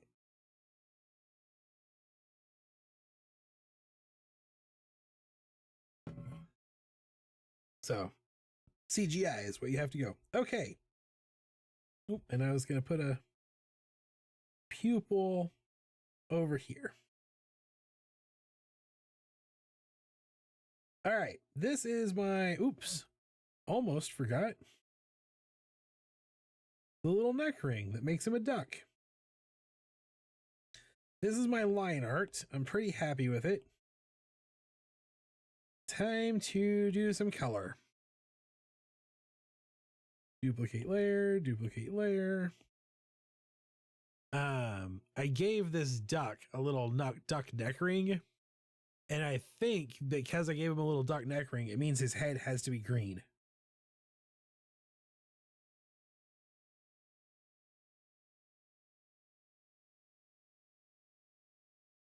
Like that. And then bring in the white next. Let's work my way down. Little white net ring. That can be white. And then down here will be white. And these wing tips can be white. But this will be brown. Actually, let's make these wings brown too. Are you missing a line on the NASA logo? I am, because I'm going to it's white. So I'm going to draw it in the color. But yes, I am still missing the circle line in the NASA logo. Yes. And I think I'm going to make this sweatshirt dark blue to kind of match the NASA logo a little bit more. That might be a little too dark blue. A little too saturated, looks like. Like here, a little desat. Like that. I like this color better. I'm going with this color anyway. I just like it better. And then I'm going to do white. And I'm going to try to do this. I'm going to go around like that. That's not going to work, man. But if I do that and then I come all the way up here to the line art layer, bring in that white like that. Blammo. Like that. Shows how well I know the logo. Well, the logo changes sometimes. I'm looking at like 15 different versions of the logo on the screen right now. And I think all of them are from the last 10 years. Now, they all have the red arrow thingy. and they all have the white orbital thingy, but they all have different fonts for the word NASA. And I'm just going to not write that in to make my life easier. Oops. There we go. And feet. All right, and now we got to do a telescope and tripod.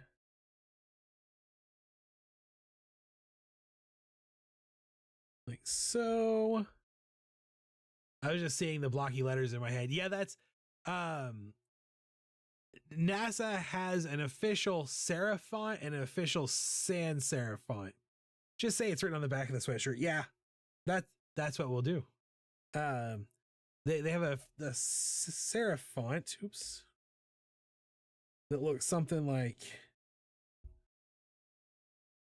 this. And then they have their like this shape sans serif font where the A's are just little vectors like that. I love lettering and fonts. I love fonts.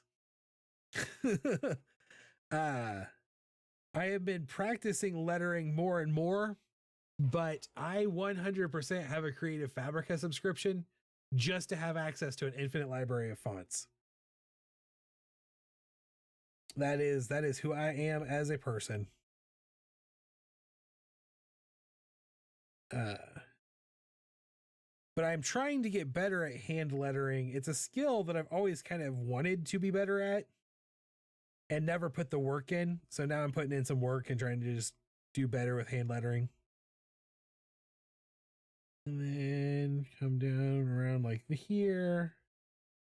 I'm going to try to do a little, obviously it's nighttime. So yeah, it's kind of your whole shtick. Yes, true. Trying to do a little like night heavy shading here. Actually, we might even bring this down to a darker shading color for it. Like that. Just really trying to make this feel like it's like he's out at night looking up at the stars and bringing out the sky. So just like a little rim light basically on there like that. Bring it over here. I'm just going to try to pick some spots where I know I'm going to have some little bit of highlighting like there. Maybe a little highlight on that shoulder or sleeve, like right there. And then down here again, like this. And over here like that. And then we can make everything dark there. Oh, my system for making this. All right. I have a solution that will fix this.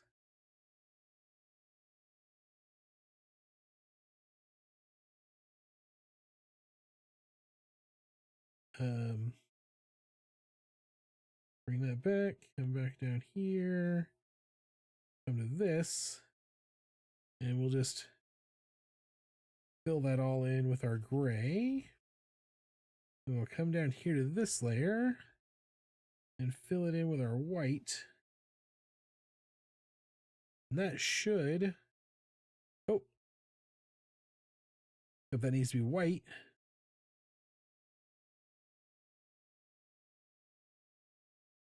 There we go. Solves the problem. Have our gray again. Little rim light action there. Oops. Wrong layer. Redraw that rim light. Wow.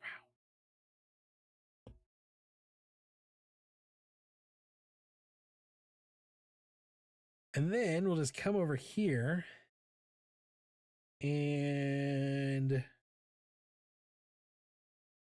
just put everything on this tripod but the big giant eye in shadow.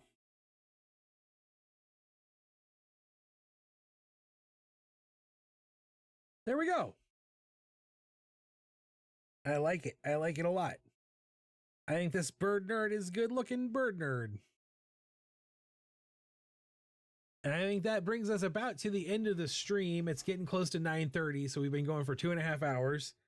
3 new doodles, three new little drawings done. I think that's pretty good. Pretty good way to do it. Pretty good way to hang out and have pass the time.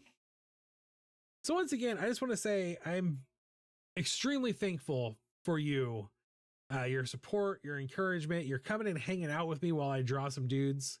He is totally out of this world. We have one more bird nerd on the wheel. We have one bird nerd left to go. So start thinking about what type of nerd you want your bird nerd to be. I appreciate you being here, hanging out with me, keeping me company in the chat, talking to me. Your continued support is just the world to me. I really appreciate all of it. Thank you so much. I hope that you have a wonderful Thursday in general. Especially if you're in the United States, I hope you have a wonderful Thanksgiving. It's important for us to take some time to do some gratitude work and remember the things that we have to be grateful for in life. As they say, it's impossible to be anxious and grateful at the same time. So spending some time doing some gratitude is important. If you are in the neighborhood of Springfield, Missouri on Saturday, and you are hoping to, say, buy Christmas gifts for everyone you know. You know what makes great Christmas gifts? Stickers, postcards, and art prints. And you know where you can get those? From Taco Viking Studios at the C Street Market. I will be running a Small Business Saturday sale. It will be available on the website also if you can't make it to the market. But so on Saturday, I'll be running a Small Business Saturday sale. Pretty steep discounts on a lot of stuff. So I hope to see you then. The weather will be cold. It will be gloomy, but that just means it's a perfect time to get a thermos of hot cocoa going and buy some Christmas presents. I hope you have a great night. I hope you come back and see me again on Friday, where I will be doing some more art for all of you and escaping from my family that will be here for their feasting of feasts on Saturday. Have a wonderful night. I have been Matt Brotherton. I appreciate all of you. Thank you for coming and hanging out. And remember, as always, remember to stay weird. Have a great night.